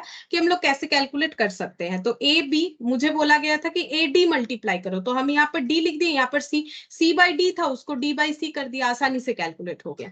ये पहला। ठीक है, दूसरा जो क्वेश्चन पूछा था उसका भी क्या ऑल्टरनेट होगा, हाँ हो जाएगा, A plus C divided by, इस टू का मतलब divided by B plus D calculate करने बोला है, यहाँ पर इस टू ही लगा देते, बी प्लस डी कैलकुलेट करने बोला है। क्या ये हम लोग कैलकुलेट कर सकते हैं, देखो a बाई बी कितना है 2.5 बाई 1.5। ठीक है, अच्छा इसको सिंप्लीफाई करते हैं तो 5/3 आता है, तो a by B equal to 5/3 है ना, इसको सिंप्लीफाई किए तो 3a इक्वल टू 5b। अच्छा, आगे देखते हैं, c बाई डी का भी सेम होगा, c बाई डी का भी 2.5 बाई 1.5, इससे हम लोग ये कैलकुलेट कर सकते हैं, इसका मतलब 5/3, तो क्रॉस मल्टीप्लीकेशन करेंगे तो 3c इक्वल टू 5d।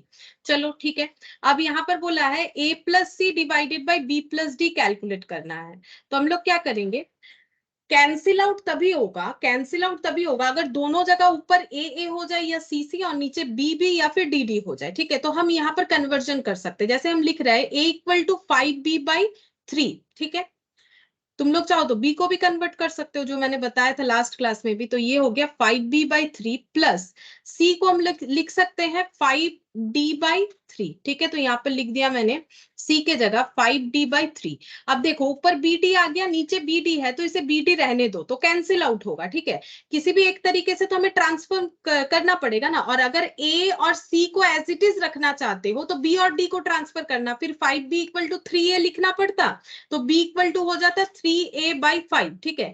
ये हम लोग b के जगह पुट कर सकते थे, मतलब नीचे, ठीक है। और यहाँ पर d के जगह हम लोग लिख सकते थे 3c/5। ऑल्टरनेट ये हो सकता है, तो b d को रिप्लेस करेंगे तो ऊपर a और c आ जाता और कैंसिल आउट हो जाता, कोई भी एक तरीका, ठीक है। तो ये b + d हो गया, यहाँ पर 3 ले लिया मैंने, 5b + 5d।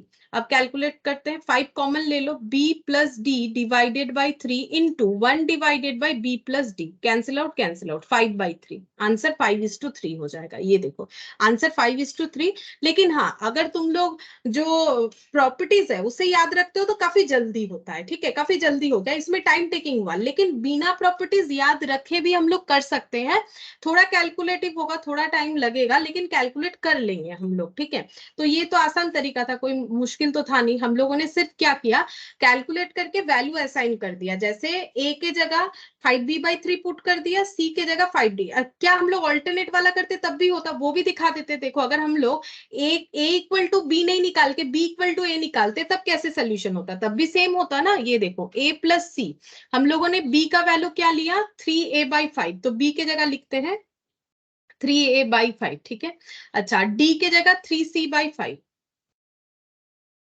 हो गया, a + c, यहाँ पर 5, 3a + 3c, ठीक है। तो इसका कैलकुलेशन कैसे होता है, a + c और होल डिवाइडेड बाय 3 कॉमन ले लो, a + c / 5, और इसको अगर हम लोग कैलकुलेट करेंगे तो a + c × 5/3 × a + c, तो a + c कैंसिल आउट 5:3। जैसे भी करो आंसर तो आना ही है, ठीक है। सही कैलकुलेशन करोगे तो आंसर आएगा। या तो सब्सटीट्यूट a और c को कर लो या b और d को कर लो, कोई भी फर्क नहीं पड़ेगा, ठीक है। और अगर ये याद रख पाते हो तो काफी अच्छा बात है, बहुत ही जल्दी से कैलकुलेशन हो सकता है। अच्छा, फिर हम लोग नेक्स्ट कैलकुलेशन करते हैं। ये एग्जाम्पल 1 था, अब हम लोग करेंगे एग्जाम्पल 2। एग्जाम्पल 2, इसमें क्या बोला है, a/3 = b/4 = c/7। a/3 = b/4 = c/7। Then बोला है, then prove that a + b + c / c = 2। ये हमें कैलकुलेट करने के लिए बोला है। पहले हम अपने हिसाब से सिखाएंगे, फिर यहाँ पर जैसे कर रखा है वो भी बता देंगे, ठीक है। अगर ये तीनों रेशियो, ये तो रेशियो हुआ ना, जैसे कि a:3, b:4 और c:7, अगर ये तीनों रेशियो सेम है तो ये तीनों रेशियो का अगर कोई वैल्यू निकल के आता है, ठीक है, तो वो सेम होगा। मतलब अगर a:3, अगर मान लेते हैं a का वैल्यू सपोज 12 है, तो 12/3 4 हो गया, इसका मतलब इसका भी 4 होना चाहिए, मतलब तब b का वैल्यू 16 होगा तभी जाके 4 होगा, ठीक है। और ये c का वैल्यू 28 होगा तभी जाके 4 होगा, ठीक है। और अगर ये तीनों रेशियो बराबर है, ये तीनों रेशियो अगर बराबर है तो सभी का वैल्यू 1 होगा। जैसे मैंने 4 लिया है, कुछ और भी हो सकता है, लेकिन सबका वैल्यू 1 होगा। लेकिन हम लोग को तो पता नहीं क्या होगा, तो हम लोग उस वैल्यू को मान सकते हैं कि k, ठीक है। ये सबका वैल्यू जो है हम लोग ऐसे मान सकते हैं, late a/3 b/4 = c/7 = k, ठीक है। k मतलब, k का मतलब कांस्टेंट, कांस्टेंट वैल्यू, जैसे कि 1 2 3 4 5 6 कुछ भी, मतलब a/3 का वैल्यू भी k, b/4 का वैल्यू भी k, c/7 का वैल्यू भी k। तो देखो ये कितने आसानी से निकल जाएगा। तो इसको हम लोग ऐसे असाइन कर सकते हैं, a/3 का भी k, b/4 का भी k, ठीक है, c/7 का भी k। अब देखो 4 तो हम, मुझे तो नहीं पता ना क्या होगा कि हम 4 मान ले अचानक से, वो तो मैंने तुम लोग को समझाने के लिए बोला कि अगर a/3 4 होता है तो a 12 हो जाएगा, b/4 अगर 4 होता है तो b जो है 16 हो जाएगा, है ना। इस तरीके से तो कुछ तो एक वैल्यू एजम्पशन लेना पड़ेगा, तो हम तो 1 2 3 4 कुछ भी एजम्पशन नहीं ले सकते ना, तो मैंने क्या ले लिया, k ले लिया, ठीक है। अगर चाहो तो 1 2 3 4 भी ले सकते हो, नो इश्यूज, बट k लेके ही हमें कैलकुलेट करना पड़ेगा। तो यहां पर हम लोग क्या करेंगे, a = क्रॉस मल्टीप्लीकेशन करो 3k, b = 4k, C equal to 7 के। तो ये देखो हम लोग का ए बी सी का वैल्यू निकल गया। हमें प्रूव करने के लिए बोला है कि A plus B plus C divided by C ये 2 होता है। देखते हैं, ए का वैल्यू 3 के, बी का वैल्यू 4 के, सी का वैल्यू 7 के, डिवाइडेड बाई फिर से सी 7 के। टोटल लगाओ, 4 प्लस 3 7, 7 7 14 के, 14 के बाई 7 के कैंसिल आउट, तो ये 2 हो गया, प्रूव हो गया 2। ठीक है, तो ये मुझे लगता है सबसे आसान तरीका है अगर ऐसा क्वेश्चन दे। अभी मुझे यही जैसे देखो मैथ के हिसाब से अगर हम बोले तो मुझे ये आसान लग रहा है, ये थोड़ा कैलकुलेटिव है। लेकिन अगर किसी को याद नहीं रहता है अल्टरनेटिव डिविडेंड, तो थोड़ा सा लग रहा है कि बाबा इतना सारा चीज याद रखना है, तो अल्टरनेट वे है, ऐसा नहीं है कि नहीं है। लेकिन ये जो मैंने यहाँ पर प्रोसेस बताया ना तुम लोग को, मुझे ये बेस्ट लगता है जो बुक में दिया हुआ है उससे। ठीक है, या ये सिंपल तरीका है, रेशियोज का एक वैल्यू मान लो लाइक के, फिर उस वैल्यू को पुट कर दो तो हम लोग का आंसर निकल के आ जाएगा। ठीक है, के का मतलब कांस्टेंट वैल्यू। अच्छा, यहाँ पर कैसे किया है वो हम बता देते हैं। यहाँ का प्रूफ करने का सिस्टम देखो इन्होंने कैसे किया है। इन्होंने कुछ इस तरीके से किया है, ये भी हम बता देते हैं, नहीं तो तुम लोग को क्वेरीज रहेगा कि ये कैसे किया है। तो हमें दिया हुआ है a/3 b/4 c/7, ये है ऑल्टरनेट। a/3 b/4 और c/7 दिया हुआ है। ठीक है, अच्छा अब हम लोग का जो एडेंडो जो प्रॉपर्टी है, एडेंडो प्रॉपर्टी को यूज कर रहे हैं, और उसके हिसाब से क्या होगा, हर एक रेशियो का फर्स्ट टर्म का एडिशन इस 2 हो जाएगा सेकेंड टर्म का एडिशन, है ना। तो हम लोग क्या बोल सकते हैं, a plus B plus C divided by 3 plus 4 plus 7 equal to a plus B plus C divided by 14। ठीक है, ये एडेंडो प्रॉपर्टी से हम लोगों ने इसको कैलकुलेट कर लिया। ठीक है, अच्छा अब हम लोग को एक प्रूफ दिया है। क्या दिया है, हम लोग को प्रूफ कुछ इस तरीके से दिया है कि प्रूफ करो a plus B plus C divided by C equal to 2, ये हमें प्रूफ करने के लिए दिया है। ठीक है, अच्छा अब हम लोग इसको, ये जो है a प्लस बी प्लस सी, इससे हम लोग जो है थोड़ा सा चेंज कर सकते हैं। कैसे चेंज कर सकते हैं, हम लोग को बोला a plus B plus C divided by C equal to 2 calculate करके दिखाओ। हम लोग का निकल के आया है a plus B plus C divided by 14। ठीक है, डिवाइडेड बाई 14। अब देखो एक चीज देखो, ये सब का ट्रांसफॉर्मेशन ये है, फिर इससे ट्रांसफॉर्मेशन ये है ना। ये सब का ट्रांसफॉर्मेशन ये, इससे ट्रांसफॉर्म, मतलब हम लोग बोल सकते हैं कि this one equal to this one, या फिर this one equal to this one, या फिर this one equal to this one, एक ही बात है। ठीक है, तो हम लोग ऐसे भी तो बोल सकते हैं। तो इससे हम लोग ऐसे बोल सकते हैं a plus B plus C by 14 equal to C by 7। मैंने यही वाला क्यों लिया, यही वाला इसीलिए लिया क्योंकि देखो हमें बोला है a plus B plus C divided by C करना है। तो हम इसका क्या करेंगे, इसको हम ऐसे चेंज कर लेंगे। देखो a plus B plus C divided by 14 के जगह हम डिवाइडेड बाई सी लिख देंगे, क्योंकि देखो क्रॉस मल्टीप्लीकेशन अगर हम लोग करते हैं तो क्या होता है 7 इंटू, ये देखो क्रॉस मल्टीप्लीकेशन करके ही दिखाते हैं, नहीं तो तुम लोग को कंफ्यूजन हो सकता है। ये देखो 7 into A plus B plus C equal to 14 into C. ठीक है, मुझे सी नीचे रखना है, तो यहाँ पर इसके बाद ऐसे हो जाएगा a plus B plus C divided by C, ये सी नीचे आ गया, इधर 14 है और ये 7 मल्टीप्लाई था तो इधर हो जाएगा इक्वल टू 2 हो गया। आंसर आ गया a plus B plus C divided by C equal to 2। ठीक है, तो जैसे हम लोगों ने इससे इसका ट्रांसफॉर्मेशन किया, फिर इससे ये चेंज होके आया, तुम लोग बोल सकते हैं this one equal to this one equal to this और this one equal to this. अब हमें चूज कौन सा करना है, हमें प्रूफ करना है डिवाइडेड बाई सी से, तो हम लोग ये वाला चूज करेंगे ताकि हमारा कैलकुलेशन करना आसान हो जाए। ठीक है, तो ये दूसरा तरीका था जो कि मैट में रेफर किया गया है, लेकिन मुझे लगता है ये के वाला काफी आसान है, तुम लोग के वाला जो है मान के कर सकते हो, और अगर ये ठीक लगता है इसे भी कर सकते हो, इसलिए मैंने ये भी दिखा दिया। ऐसा बात नहीं कि यही वाला करना पड़ेगा, जो तुम लोग को ठीक लगे उससे कैलकुलेट करके देख सकते हो। इसके बाद ये वाला एग्जाम्पल 3, लास्ट एग्जाम्पल, उसके बाद एक्सरसाइज का क्वेश्चन आ जाएगा।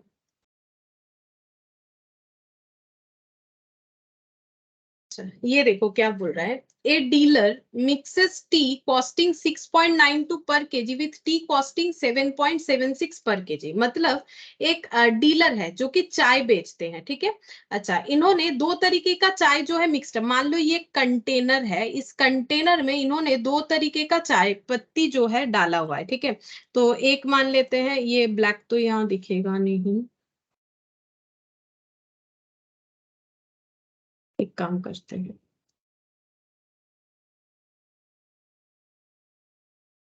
ठीक है। ये कंटेनर हो गया चाय पत्ती का। तो इन्होंने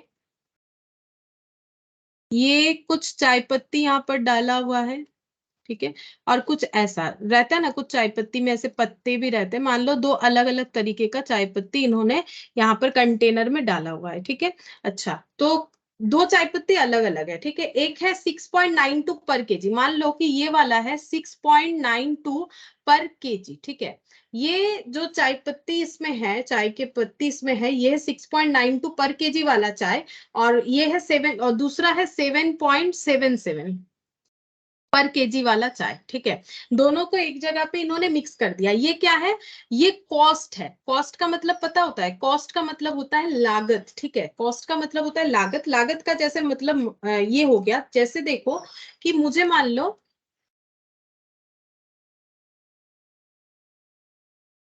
देखो जैसे मान लेते हैं कि मैंने एक पेन पेन खरीदा, ठीक है। सपोज मैंने एक पेन खरीदा 15 रुपीज का, और उसे सेल कर दिया 1 रुपए प्रॉफिट लगा के 16 रुपीज में, ठीक है। मैंने सेल कर दिया 16 रुपीज में, और ये पेन मैंने क्या किया था, परचेज किया था 15 रुपीज का। तो ये 1 रुपीज जो मैंने अर्न किया, ये मेरे बिजनेस का प्रॉफिट है, ठीक है। ये मेरा क्या है, ये मेरा सेलिंग प्राइस है। फिर ये इसका नाम क्या है, अगर ये इसका नाम प्रॉफिट है, इसका नाम सेलिंग प्राइस है, इसका नाम होता है कॉस्ट। जो परचेज प्राइस है वो कॉस्ट। कॉस्ट का मतलब होता है, बेसिकली बोले हिंदी में तो लागत, ठीक है। कि इस चीज का लागत क्या है।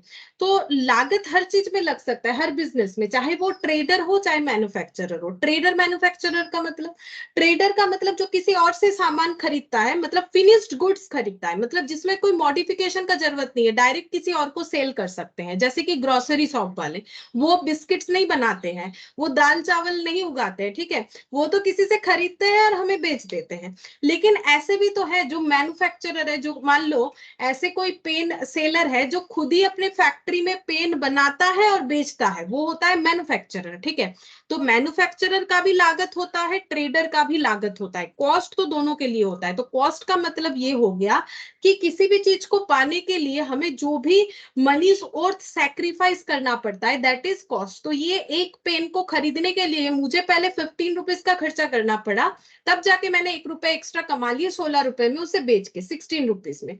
तो ये पेन का जो परचेस प्राइस है ना, यही मेरा क्या हो गया, कॉस्ट हो गया। मतलब ये क्या करते हैं, 6.92 पर किलो का जो है टी, और 7.77 पर केजी वाला टी, दोनों को लेके आके एक जगह पे मिक्सड अप कर देते हैं। फिर आगे क्या बोला है, and sells the mixture at 8.80 per KG. फिर इसके बाद ये मिक्सड अप कर दिया इन्होंने एक ही जगह पे, फिर इन्होंने इसको बेचना है कितने में, सेलिंग प्राइस है ₹8.80 पर केजी करके ये बेच देते हैं। ये चाय पत्ती जो दो तरह का है मिक्सड अप करके, and earn a profit of 7.5% on he sale price. और प्रॉफिट कितना कमाते हैं, प्रॉफिट कमाते हैं 7.5% ऑन सेल प्राइस, ठीक है।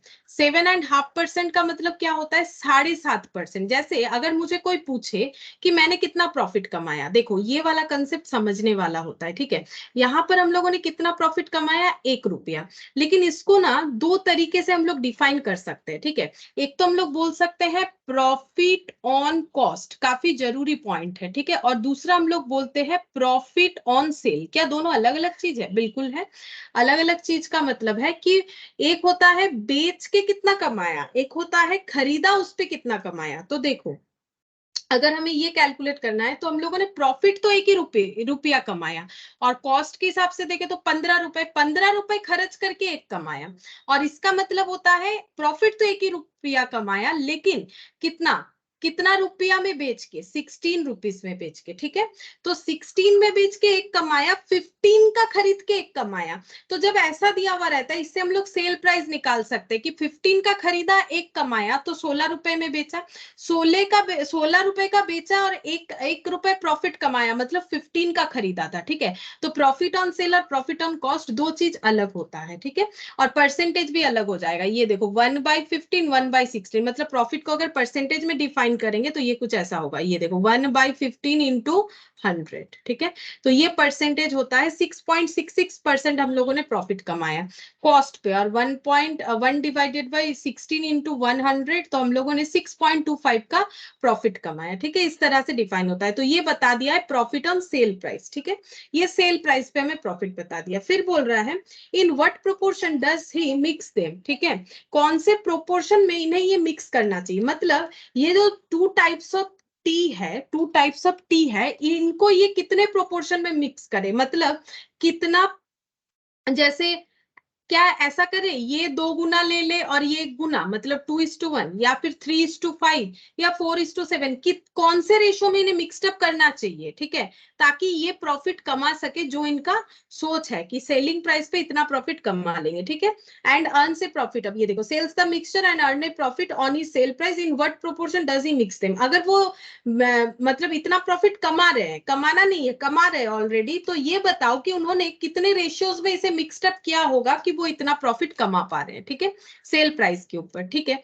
तो हम लोग इसको कैसे कैलकुलेट करेंगे, ये एप्लीकेशन हो जा रहा है, ठीक है, प्रोपोर्शन के क्वेश्चन का। तो यहाँ पर हम लोग कैलकुलेट करते हैं, एक सेकेंड,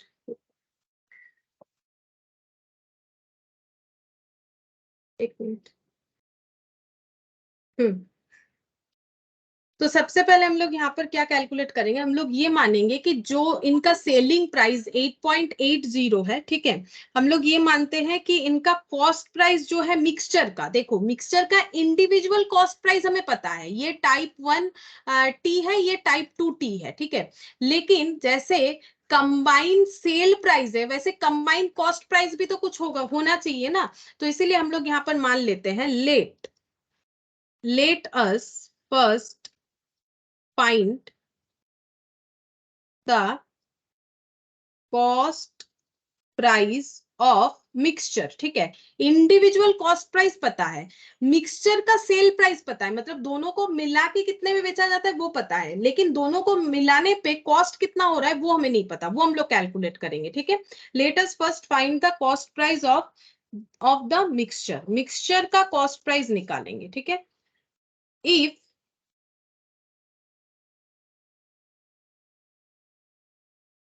अच्छा तो इसके लिए लिखते हैं, late assume sale price is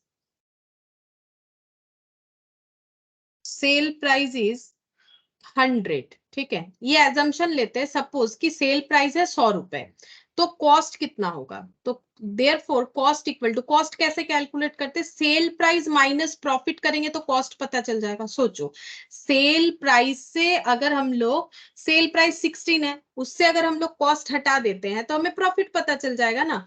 तो मैंने मान लिया कि सेल प्राइस 100 रुपीज है, तो वहां से मुझे प्रॉफिट लेस करना है। प्रॉफिट कितना है, प्रॉफिट कुछ इतना है 17 एंड 1/2% ऑन सेल प्राइस। इनका प्रॉफिट का जो रेट है वो सेल प्राइस जो भी होगा उस पे 17.5% है, तो हम यहाँ पर लगाते हैं 17.5%, ठीक है। क्योंकि 1/2 का मतलब 0.5 ही होता है, ये कैलकुलेशन करने में आसान होगा, इसलिए मैंने पॉइंट में ट्रांसफर कर लिया, into 17 divided by, sorry 100 into 17.5 divided by 100, तो ये हो गया 17.5 कॉस्ट, 100 माइनस 17.5,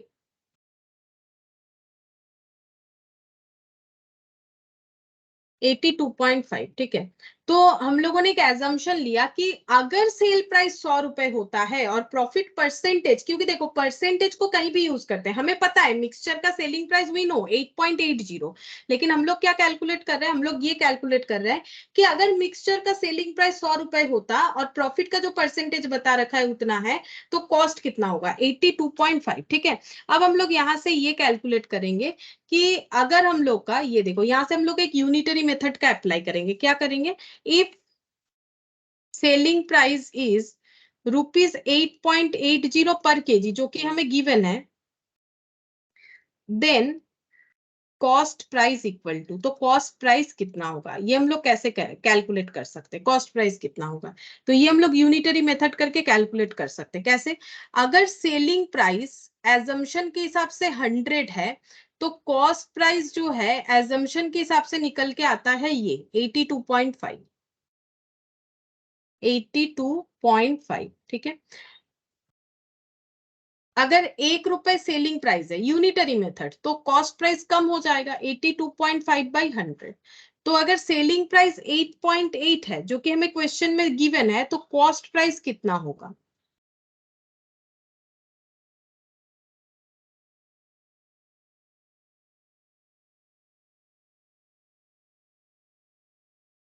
यहां पर आ रहा है, तो ये कैलकुलेशन गलत हो गया क्या, 82.5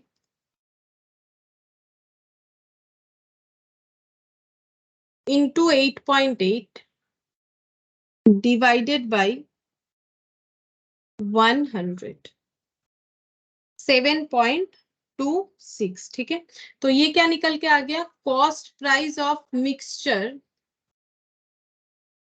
is 7.26 per kg when selling price of mixture is rupees 8.8 पर केजी। ठीक है, तो हम एक बार फिर से बताते हैं अभी तक हम लोगों ने क्या किया। सबसे पहले हम लोगों ने देखा कि इन्होंने दो तरीके का चाय जो है मिक्सड अप करके बेचना स्टार्ट किया, जिसका सेलिंग प्राइस मिक्सचर का पता है बट मिक्सचर का कॉस्ट नहीं पता है। तो हम लोगों ने क्या किया, हम लोगों ने ये मान लिया कि अगर मिक्सचर का सेलिंग प्राइस 100 होता तो इसका कॉस्ट कितना होता। कैसे कैलकुलेट किया हम लोगों ने, सिंपल तरीका है, प्रॉफिट इतना है सेल प्राइस पे, तो सेल प्राइस अगर 100 होगा तो उस पे प्रॉफिट 17.5, तो कॉस्ट 82.5। तो इससे हमें एक बेस मिल गया, 100 सेलिंग प्राइस पे कॉस्ट 82.5, तो 8.80 सेलिंग प्राइस पे मिक्सचर का कॉस्ट कितना होगा, तो मिक्सचर का कॉस्ट होना चाहिए 8.8, मिक्सचर का कॉस्ट, इंडिविजुअली नहीं, इंडिविजुअली तो हमें दिया हुआ है। अब देखो, मिक्सचर का कॉस्ट आ रहा है 8.8 और एक मिक्सचर का इंडिविजुअल प्राइस है तो दूसरे मिक्सचर का इंडिविजुअल प्राइस है, सॉरी 8.8 नहीं, मैंने ये वाला बता दिया, ये हो जाएगा, मिक्सचर का कॉस्ट प्राइस है 7.26। ठीक है, यहाँ पर लिख लेते हैं, ये मिक्स्ड होने के बाद यहाँ पर लिखेंगे कॉस्ट प्राइस ऑफ मिक्सचर, मतलब दोनों का मिला के 7.26 पर केजी, ये हम लोगों ने कैलकुलेट किया। ठीक है, अब देखो यहाँ पर हम लोगों ने इंडिविजुअली जो 6.92 में खरीदा था उस पे तो हमें प्रॉफिट हो रहा है, क्योंकि हम लोग का कॉस्ट हम लोगों ने कंबाइनली निकाला है 7.26, लेकिन जिसका इंडिविजुअल प्राइस 7.77 हो रहा है, एवरेज करने के वजह से ये एवरेज हो जाता है ना, दोनों को मिक्सड अप करते हैं तो करने की वजह से हम लोगों का कॉस्ट प्राइस 7.26 आ रहा है, जो कि इंडिविजुअल प्राइस से कम आ रहा है, तो इसमें हमारा लॉस हो रहा है। फिर से समझो, यहाँ पर क्या है, दो अलग अलग प्राइस हमें दिया हुआ है, जैसे कि मान लो हम लोगों ने एक चीज 10 रुपए किलो में खरीदा, एक चीज 12 रुपए किलो में खरीदा और दोनों को मिक्सड अप करके बेचा, और उस पे हम लोगों ने जब बेचना स्टार्ट किया तो हम लोगों का कॉम्बाइन जो कॉस्ट निकल के आया, कंबाइन जो कॉस्ट निकल के आया वो कुछ इतना निकल के आ रहा है, सपोज 11 रुपीज 11 पर केजी। ठीक है, तो ये 10 रुपए वाले का जो कॉम्बिनेशन है वो तो ठीक है, 10 रुपए किलो में बेचा और अभी हम लोग सोच रहे हैं कि वो 11 रुपए किलो कॉस्ट है, चलो ठीक है 1 रुपया बढ़ रहा है, लेकिन इसका तो लॉस है, 12 रुपए किलो में खरीदा और इसका कॉस्ट हम लोग 11 मान रहे, मतलब कम मान रहे हैं, तो फिर इसमें हमारा लॉस है। इसमें ज्यादा मान रहे प्रॉफिट, इसमें कम मान रहे लॉस है, एवरेज होने की वजह से ये 11 हो गया। ठीक है, मतलब दोनों का मिक्सड अप करने की वजह से कॉस्ट कुछ ऐसा निकल के आया। क्यों निकल के आया, क्योंकि इन्होंने जो प्रॉफिट डिफाइन किया है उसके हिसाब से मिक्सचर का कॉस्ट इतना निकल के आ रहा है, तो एक में प्रॉफिट हो रहा है एक में लॉस हो रहा है, एक तरीके का मिक्सचर में प्रॉफिट हो रहा है, एक तरीके वाले में लॉस हो रहा है। जैसे इसमें प्रॉफिट है,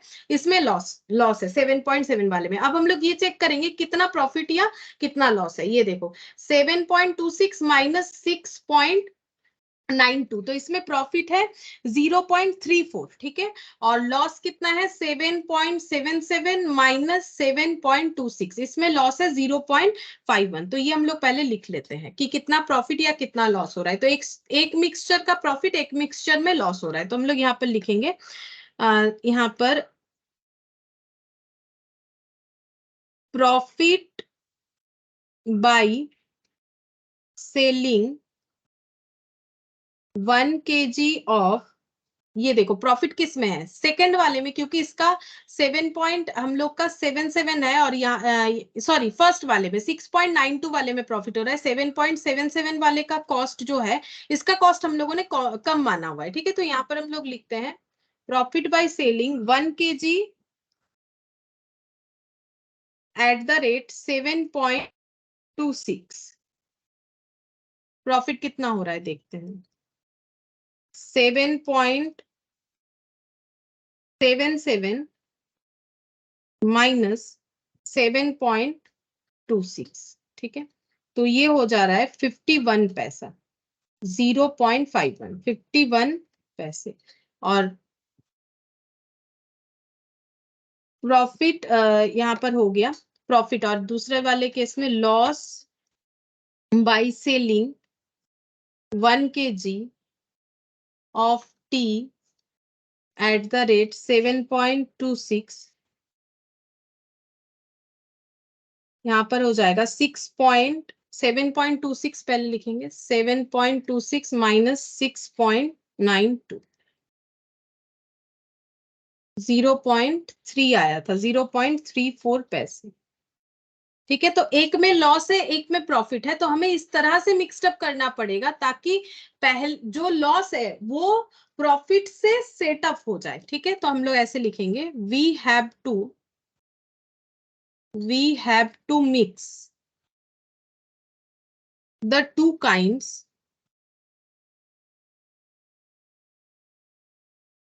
in such ratio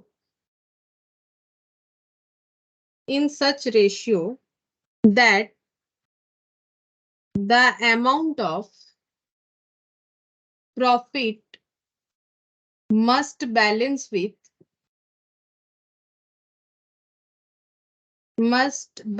the amount of loss in ठीक है। हमें ऐसे मिक्सड अप करना चाहिए कि एक केस में जो प्रॉफिट हो रहा है, दूसरे केस में लॉस हो रहा है, तो प्रॉफिट उस लॉस को सेटअप कर दे, ठीक है। तो रिक्वायर्ड रेशियो क्या हो जाएगा, रिक्वायर्ड रेशियो हो जाएगा, ये जो डिफरेंसेस आ रहा है इसी रेशियो में इन्हें मिक्सड अप करना चाहिए ताकि उतने इतने का प्रॉफिट या लॉस अपने आप में सेटअप हो जाए, ठीक है। तो यहाँ पर हो जाएगा 0.51 पहले आएगा, ये प्रॉफिट है, उसके बाद ये लॉस 0.34, ठीक है।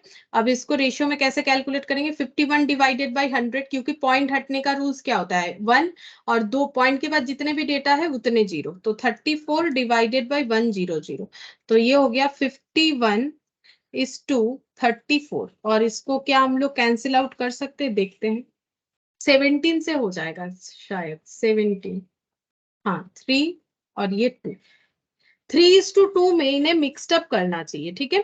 3:2 में अगर ये मिक्सड अप करेंगे तो इनका जो लॉस हो रहा है, क्योंकि मिक्सड अप करते हुए जो एवरेज कॉस्ट है वो पर जो इंडिविजुअल कॉस्ट है उससे एक जगह पे कम, एक तरीके का टी के लिए कम, एक तरीके के टी के लिए ज्यादा हो रहा है, ठीक है। तो कॉस्ट हम लोगों ने 6.92 में खरीदा, जिसका कॉस्ट हम लोग दिखा रहे 7.26, ठीक है। तो ये हम लोग का क्या हो जा रहा है, ये हम लोग का यहाँ पर 0.34 का डिफरेंस आ रहा है। 7.77 में खरीदा, जिसका कॉस्ट हम लोग दिखा रहे हैं 7.26, ठीक है। तो ये जो है यहाँ पर ये हम लोग का क्या हो जाएगा, इसमें प्रॉफिट आ रहा है 7.77 और 7.26 का, क्योंकि हम लोग कॉस्ट को कम दिखा रहे हैं, हम लोग ये दिखा रहे हैं हमारा लागत कम है। यहाँ पर हम लोग दिखा रहे हैं हमारा लागत जो है, जो एक्चुअल लागत है उससे ज्यादा है। तो लागत ज्यादा मतलब अगर मेरा पेन का कॉस्ट बढ़ेगा तो मेरे लिए लॉस है ना, मेरा प्रॉफिट कम हो जाएगा।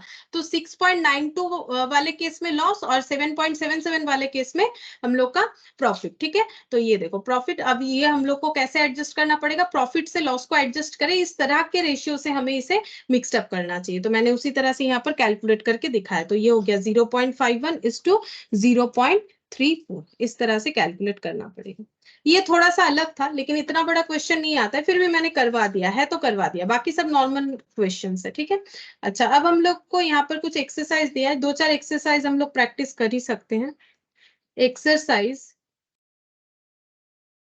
1B, ठीक है। पहला क्वेश्चन देखते हैं क्या बोला है। Question number 1, the fourth proportional 4, 6, 8, इसके बाद का फोर्थ प्रोपोर्शनल क्या होगा? तो बताओ क्या होगा। 4 है, 6 है, 8 है, फोर्थ प्रोपोर्शनल पूछा है यहाँ पर, ये क्वेश्चन मार्क दिया है फोर्थ प्रोपोर्शनल। तो फोर्थ प्रोपोर्शन का मतलब इसको हम लोग ऐसे अरेंज कर सकते हैं। ठीक है, तो 4 into x equal to 6 into 8, therefore x equal to 6 into 8 divided by 4, 12। ठीक है, तो फोर्थ प्रोपोर्शनल कितना हो जाएगा 12, यानी कि ऑप्शन ए। ठीक है, पहले वाले क्वेश्चन का आंसर क्या हो जाएगा, ऑप्शन ए हो जाएगा। फोर्थ प्रोपोर्शनल पूछ रहा था तो लगातार 3 दिया हुआ है, हमें फोर्थ नंबर वाला ढूंढना था। फिर क्वेश्चन नंबर 2 देखो क्या बोला है। अच्छा, इसमें बोल रहा है थर्ड प्रोपोर्शनल 12, 18 और उसके बाद वाला 12, 18 और उसके बाद का जो प्रोपोर्शन है वो हमें क्वेश्चन मार्क दिया हुआ है। और अगर 3 ही डेटा है और उससे हमें थर्ड प्रोपोर्शन निकालने के लिए बोला है, तो हम लोग इसको कैसे अरेंज करते हैं। थर्ड प्रोपोर्शन ये ऐसे हो जाएगा 12/18 इक्वल टू 18/x। ठीक है, अगर 3 डेटा था ए बी सी, तो हम लोग उसे कैसे लिखते थे, a/b इक्वल टू b/c, मतलब मिडिल वाला रिपीट होता था ना, तो वही लिख दिया। 12/18 इक्वल टू 18/x। अब क्रॉस मल्टीप्लीकेशन करेंगे, 12 into x equal to 18 into 18, therefore x equal to 18 into 18 divided by 12। देख लेते हैं कितना होता है 18 इंटू 18, 200 बोल रहे 27। ठीक है, 27 जो है ये थर्ड प्रोपोर्शन निकल के आ रहा है। तो सेकेंड नंबर का आंसर 27, यानी कि ऑप्शन बी हो जाएगा। ठीक है, तो ऑप्शन बी। थर्ड नंबर देखो क्या बोला है, the mean proportional between 25 and 81, 25 and 81 के बीच का प्रोपोर्शनल। मीन मतलब 25 और यहाँ पर हम क्वेश्चन मार्क कर देते हैं, और 81 इसका मीन प्रोपोर्शनल। तो 3 डेटा है तो 3 डेटा में मिडिल वाला रिपीट होता है, मान लेते मिडिल वाला x है तो फिर x/81, या फिर सीधा ऐसे करो, मीन प्रोपोर्शनल मान लेते x है तो x इक्वल टू क्या हो जाएगा, रूट ओवर ऑफ, या फिर ऐसे लिखो ना जो फॉर्मूला सिखाया मैंने, मीन प्रोपोर्शनल b होने पे ए इंटू सी होता है। तो ए इंटू सी मतलब extremes, A B C extremes जो है, मतलब 25 इंटू 81, ऐसे भी डायरेक्टली निकल जाएगा, या फिर ऐसे करोगे तो भी हो जाएगा। X into x equal to वही देखो 25 इंटू 81, सेम चीज हो रहा है ना। यहाँ पर मैंने बी लिखा है, यहाँ एक्स माना है और कुछ नहीं। 25 इंटू 81, तो x equal to root over of 25 into 81। और अगर फॉर्मूला याद रहेगा तो इस तरीके से कर लोगे, 25 का रूट 5, 81 का रूट 9, तो 45 हो जाएगा। या फिर इसका कैलकुलेटर पे भी कर सकते हैं, हम दोनों तरीके से साइमल्टेनियसली दिखा रहे हैं। ठीक है, ये हो गया 2025 और इस पे लगा लो रूट 45, 45। ठीक है, तो थर्ड नंबर क्वेश्चन का आंसर हम लोग का हो गया 45, यानी कि ऑप्शन सी, ऑप्शन सी। अब ये याद रख सकते हो तो बहुत ही अच्छा है, टाइम थोड़ा बच जाएगा, या फिर ऐसे करो थोड़ा सा टाइम एक्स्ट्रा लगेगा।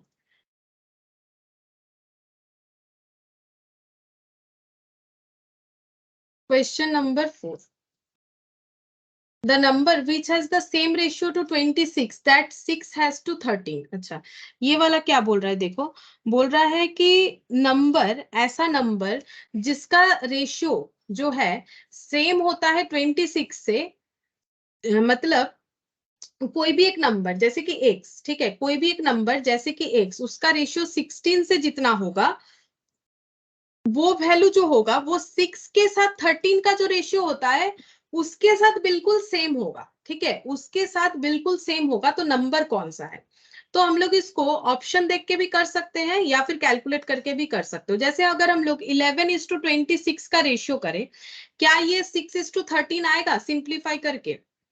नहीं, नहीं आएगा। तो ऑप्शन ए तो नहीं हुआ। 10:26 चेक करते हैं, 5:13 आ रहा है तो नहीं होगा, ठीक है। अच्छा, 21:26 चेक करते हैं, नहीं, ये तो कैलकुलेट होगा ही नहीं, तो ये वाला भी आंसर नहीं होगा। तो इसका मतलब आंसर नन ऑफ दिस होगा, ठीक है। ये रहा हम लोग ऑप्शन से कैसे चेक कर सकते हैं? क्या इसका कोई दूसरा तरीका है? हाँ, दूसरा तरीका भी है। ये तो ऑप्शन से मैंने बता दिया कैसे चेक कर सकते हो, जो कि सबसे फास्ट होगा। हम लोग मान लेते हैं let the number be x, ठीक है। तो एक्स के साथ हम लोग 26 का रेशियो करेंगे और ये प्रोपोर्शन होगा, इक्वल होगा 6:13 के साथ जो रेशियो बन रहा है उसका। तो x/26 equal to 6/13। Cross multiplication x into 13 equal to 6 into 26, x equal to 6 into 26 divided by 13, 12, मतलब नंबर 12 होना चाहिए, ठीक है। तो यहाँ 12 कोई ऑप्शन था नहीं, तो इसका मतलब इसका answer D none of this हो जाएगा, ठीक है। डी नन ऑफ दिस हो जाएगा। इसमें हम लोग का आंसर अगर 12 होता तो हम लोग टिक कर पाते। तो देखो यहाँ पर तो हम लोग को आंसर देने से मतलब है, तुम लोग ऑप्शन देखोगे तो डी पे टिक कर देना, ठीक है। अगर ऑप्शन सही से देखते हो तो कंफ्यूज होने का कोई जरूरत नहीं। फिर भी अगर लगता है कि मुझे कंफर्म एक बार हो लेना चाहिए, तो फिर हम लोग क्या कर सकते हैं, हम लोग सिंपल ऐसे करके चेक करके देख सकते हैं, ठीक है। तो यहाँ पर हम लोगों ने कितना सारा क्वेश्चन किया, 4 क्वेश्चन किया ना। हम एक बार आंसर्स टैली कर लेते हैं। 1 का ए, 2 का बी, 3 है, 2 का सी और 4th नंबर का डी, ठीक है। 4th नंबर का डी होगी। अब क्वेश्चन नंबर 5 करते हैं।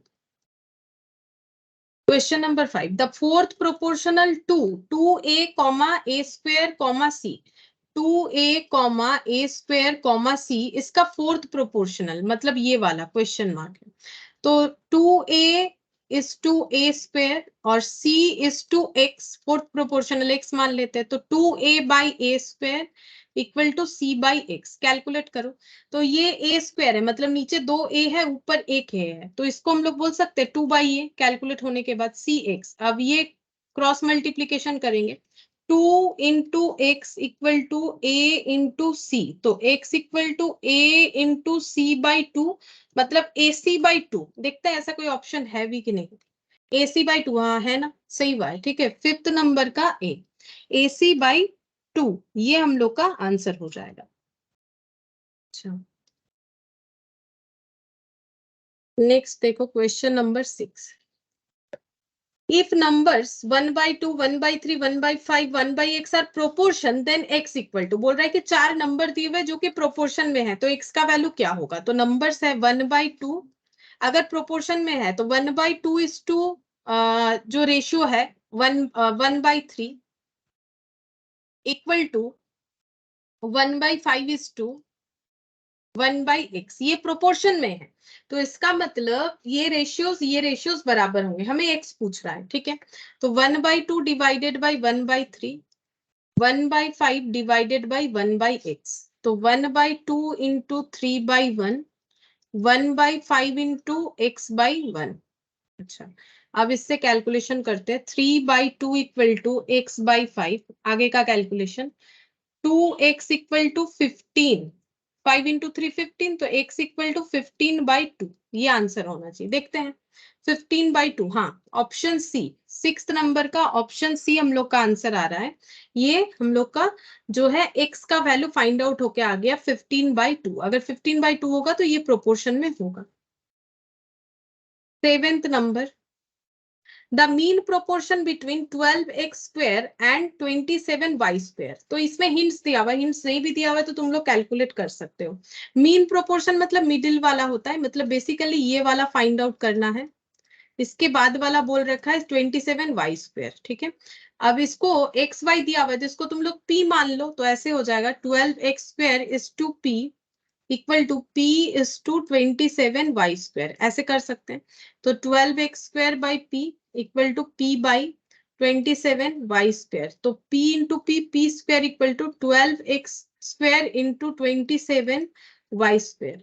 तो p इक्वल टू कितना होगा, क्योंकि हम लोग को फाइंड आउट करने बोला है मीन प्रोपोर्शन, और मीन प्रोपोर्शन p स्क्वायर नहीं p है, ठीक है, हम लोगों ने p माना है ना, तो ये ऐसे हो जाएगा 12x square into 27 Y square, या फिर सीधा फॉर्मूला लो और कर लो, b equal to root over of ac होता है, तो b का मतलब मीन प्रोपोर्शनल, और a और c होता है एक्सट्रीम्स, ठीक है, तो ये ऐसे डायरेक्टली आंसर निकल जाएगा, ठीक है, ये करते करते ही ना फॉर्मूला भी याद हो जाएगा। तो 12x स्क्वायर, अच्छा यहाँ पर कैलकुलेट कर लिया है, चलो हम लोग भी कैलकुलेट कर लेते हैं, 12 इंटू 27 कितना होता है, 324, 324 x का स्क्वायर y का स्क्वायर, अच्छा x और y स्क्वायर जो है रूट के बाहर आएगा तो एक्स वाई हो जाएगा, और 324 का रूट लगाएंगे 18 हो जाएगा, ठीक है, 18 आंसर आ रहा है 18xy, तो यहाँ पर भी लिख देते हैं, यहाँ पर आंसर हो जाएगा 18xy, ठीक है। देखते हैं कौन सा ऑप्शन के साथ जा रहा है, ये ऑप्शन ए, 7th नंबर का ऑप्शन ए हो जाएगा हम लोग का आंसर 18xy। अच्छा इसके बाद question number 8, if a equal to b by 2 equal to c by 5, then a is to b is to c, क्या बोला है देखो, a equal to b by 2 equal to c by 5, then a is to b is to c, ये कितना होगा, ये हमें find out करने के लिए बोला है। तो a का वैल्यू है b, अब देखो इसको हम लोग दो तरीके से कर सकते हैं, या तो ये सबका वैल्यू कांस्टेंट k मान लेते हैं, ठीक है, a equal to b by 2 equal to c by 5 equal to मान लेते हैं कि सबका वैल्यू k है, इससे हम लोग ये फाइंड आउट करेंगे a equal to k, b by 2 equal to k, c by 5 equal to k, तो इससे ये फाइंड आउट होता है कि a का वैल्यू k, इसमें कोई चेंजेस नहीं होगा, b का वैल्यू 2k, c का वैल्यू 5k, अब रेशियो निकालने बोला है ना, a is to b is to c, value put करो, a का वैल्यू k, b का वैल्यू 2k, c का वैल्यू 5k, k के हट जाएगा 1 इज टू 2 इज टू 5, ये आंसर होना चाहिए। देखते हैं 8th नंबर का answer 1 is to 2 is to 5, मतलब ऑप्शन सी, ठीक है, ये सबसे आसान तरीका है, k मान के जहां जहां कर सकते हैं वहां करोगे तो सबसे आसानी से सॉल्व होगा, ठीक है, ये इस तरीके से हो गया। और भी तरीका होता है इसको सॉल्व करने का, जैसे देखो ये ऐसे भी कर सकते हो, क्या दिया हुआ है a equal to b by 2, और एक ऑल्टरनेट तरीका दिखा देते इक्वल टू c बाई 5, ठीक है, तो ये सबका एलसीएम कर लो, इसके नीचे 1 है तो 1 to 5 का अगर एलसीएम करेंगे ना तो ये आता है 10, तो ऐसे करो a इंटू 10 बराबर करने के लिए जैसे रेशियो को करते हैं ना, तो ये इंटू 10 और c बाई 5 इंटू 10 कर लो, तो यहाँ पर आंसर आ जाएगा 10 equal to 5b equal to 10a equal to 5b equal to 2c, ठीक है 2c। अब यहाँ पर 10 5 2, नहीं ऐसे करेंगे तो नहीं आएगा ना, 10 5 2,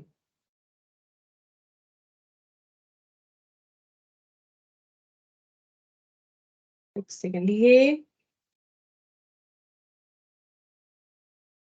नहीं ऐसे करेंगे तो नहीं आएगा, रुको, ये सबका बेस बराबर करना पड़ेगा तब होगा, तो ये एलसीएम करने से नहीं होगा, फिर तो रेशियोज हो जाएगा, नहीं ये तो रेशियोज नहीं है, ये इक्वल बोला है, रुको ऑल्टरनेट वे भी होता है, जैसे यहाँ पर इसके नीचे है b बाई 2, ठीक है, तो ये हम लोग का क्या इसको हम लोग उस तरह से करने से हो जाएगा, ये तो आसान तरीका है, बता ही दिया मैंने, a जो है इसमें अगर हम नीचे 10 लगाते हैं तो ऊपर भी मुझे 10 लगाना पड़ेगा, ठीक है, और ये इसमें नीचे 5 लगाएंगे तो ऊपर भी मुझे 5 लगाना पड़ेगा, और इसमें नीचे 2 लगाएंगे तो यहाँ भी 2 लगाना पड़ेगा, ये मैंने इसीलिए किया, मैंने सबका बेस 10 कर दिया, ठीक है, तो यहाँ पर हो जाएगा 10 10 कैंसिल आउट ए, ठीक है, इक्वल टू यहाँ पर 5 5, ये तो फिर उतना ही रह जाएगा, इसमें चेंजेस क्या होगा, ये 10 ए हो जाएगा, ये अगर 10 10 हटा देते ये 5 बी हो जाएगा, और ये 2 सी हो जाएगा, नहीं इस तरीके से नहीं होगा, ये रेशियोज पे एप्लीकेबल होना चाहिए, ऐसे नहीं करना है, ठीक है। ऐसे करोगे तो नहीं होगा, क्योंकि वो तो रेशियोज पे इक्वल होना चाहिए, मतलब रेशियोज पे वही सेम वही टेन कर रहे हैं, मतलब एलसीएम वाला ही कंसेप्ट आ गया, जबकि वो हमारे रेशियोज पे होता है। ये सब इक्वल बता रहा है, रेशियो हमें कैलकुलेट करना है, ये सब इक्वल बता रहा है। हाँ, एक चीज कर सकते हो, A equal to B by two, यहां से ऐसे कर सकते हो 2a इक्वल टू बी, और b बाई टू ऐसे कर सकते हैं, a equal to c by 5, ये कर सकते हैं। लेकिन ये जो है थोड़ा सा घुमा के हो जाएगा, ठीक है। ये आसान है k वाला, फिर भी मैंने एक बार ऑल्टरनेट बताया तो हम बता देते हैं। 5a इक्वल टू c, ठीक है। मतलब एक्चुअली अगर मुझे बोले कि a is to b is to c निकालो, तो a को मैंने a ही रखा, b इक्वल टू 2a हम लोग बोल सकते हैं, ठीक है, और c इक्वल टू 5a बोल सकते हैं, और हर जगह से a हट जाएगा तो 1 इज टू 2 इज टू 5 ये होगा। इस तरीके से कर सकते हो, ये ऑल्टरनेट वे सही है, ठीक है। वो क्यों नहीं हो रहा है एलसीएम करके, या रेशियो थोड़ी है कि एलसीएम करके बराबर कर दे, ये तो आपस में ही ऑलरेडी इसी कंडीशन में इक्वल है। मतलब हम लोग बोल सकते हैं a equal to this one और a equal to this one, compare करके b के वैल्यू को भी a से असाइन करवा दिया, c के वैल्यू को भी a में ट्रांसफर कर दिया, a को a ही रखा, b के जगह 2a लिखा, c के जगह 5a लिखा, और a हटा दिया तो आंसर आ गया। क्या a से ही कर सकते? नहीं, ऐसा बात नहीं है, तुम लोग चाहो तो b से भी कर सकते हो, लेकिन ये कैलकुलेशन आसान a के लिए होगा, क्योंकि a इंडिविजुअल है, बाकी सब में डिवाइडेड बाई है। तुम लोग चाहो तो इसको b से भी ट्रांसफर कर सकते हो, कि पूरे आंसर्स b में ट्रांसफर कर दो तो भी सेम आंसर आएगा, ठीक है। ऐसे कर सकते हो, मैंने ऑल्टरनेट बता दिया तो एक बार, तो इसीलिए मैंने ये करके दिखा दिया कि ऑल्टरनेट ये हो सकता है। वो इसीलिए नहीं होगा बिकॉज एलसीएम हमारा रेशियोज में होता है, ये रेशियो नहीं, ये इक्वल है, ठीक है। ये मेरा गलत हो रहा था। अच्छा, फिर 9th number, a by 3 b by 4 c by 7, a by 3 b by 4 c by 7, ठीक है, ये दिया हुआ है। Then a plus B plus C divided by C is equal to कितना होगा, ये हमें पूछा है। तो ऐसा सेम क्वेश्चन हम लोगों ने इलास्ट्रेशन का किया। हम इसका सिंपल तरीका जो फॉलो करते वही बोलेंगे, तुम लोग भी करो। इसको हम लोग k मान लेते हैं, तो a by 3 equal to k, b by 4 k, c by 7 k, ठीक है। तो a equal to 3 k, b equal to 4 k, c equal to 7 k। फटाफट पुट कर दो आंसर्स को, 3k 4k 7k और ये c का 7k, तो 14k आंसर भी सेम आ रहा है, ठीक है, डेटा भी सेम ही दिया हुआ है, तो ये 2 हो गया, ठीक है, आंसर 2 हो जाएगा। तो 9th नंबर का आंसर ऑप्शन सी हो जाएगा, ठीक है, 9th का आंसर ऑप्शन सी हो गया। और 10th, यही वाला लास्ट करेंगे। 10th नंबर में बोला है, वो भी सेम क्वेश्चन दिया हुआ है, p by Q equal to r by S, ये ऑलरेडी हम लोगों ने कर लिया है वहां पर। 2.5 इक्वल टू 1.5, ठीक है, 2.5 इक्वल टू 1.5, ये आंसर्स दिए हुए हैं, ये गिवन है, ठीक है। Value of PS is to Q R, PS is to Q R पूछ रहा है, ठीक है। तो PS is to Q R कैसे निकालेंगे, P by Q into, पी के साथ एस लिखना है और क्यू के साथ आर लिखना है, ठीक है। तो ये निकल के आता है पीएस और ये होता है क्यू आर, ठीक है। अच्छा, पी बाई क्यू कितना है, पी बाई क्यू है 2.5 डिवाइडेड बाई 1.5, तीनों अगर बराबर है तो this one equal to this one और this one equal to this one, दोनों केस में यही होगा। अभी अभी हम लोगों ने किया भी ना, सेम क्वेश्चन है, यहाँ भी दिया है तो हम करवा रहे हैं। एस बाई आर, तो ये 2.5 बाई 1.5 का रिवर्स हो जाएगा, हो गया, P S by Q R, cancel out cancel out, 1/1, ठीक है। ये बहुत से लोग क्या करते हैं, जीरो कर देते हैं, जीरो नहीं, 1/1। तो P S is to Q R is 1:1, B, option B हम लोग का आंसर हो गया, ठीक है।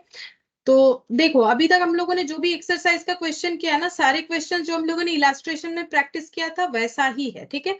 इसके बाद 11 से लेके कुछ 30 तक का क्वेश्चन है, ठीक है। यहाँ पर हमें कुछ अलग अलग तरह के क्वेश्चंस मिलेंगे, तो ये हम लोग कैलकुलेट करेंगे। और देखो, अल्टरनेंडो डिविडेंडो वाला बहुत ही आसान है, सिर्फ देख के हमें बताना पड़ेगा क्या होगा, ठीक है। तो इतना जो भी मैंने आज सिखाया है वहां तक तुम लोग एक बार देखो, फिर नेक्स्ट क्लास में हम लोग 11 से लेके बाकी कंप्लीट करेंगे। उसके पहले तुम लोग खुद से भी करके देख सकते हो, क्योंकि तुम लोग का भी प्रैक्टिस होना चाहिए, ठीक है। तो आज इतना ही कर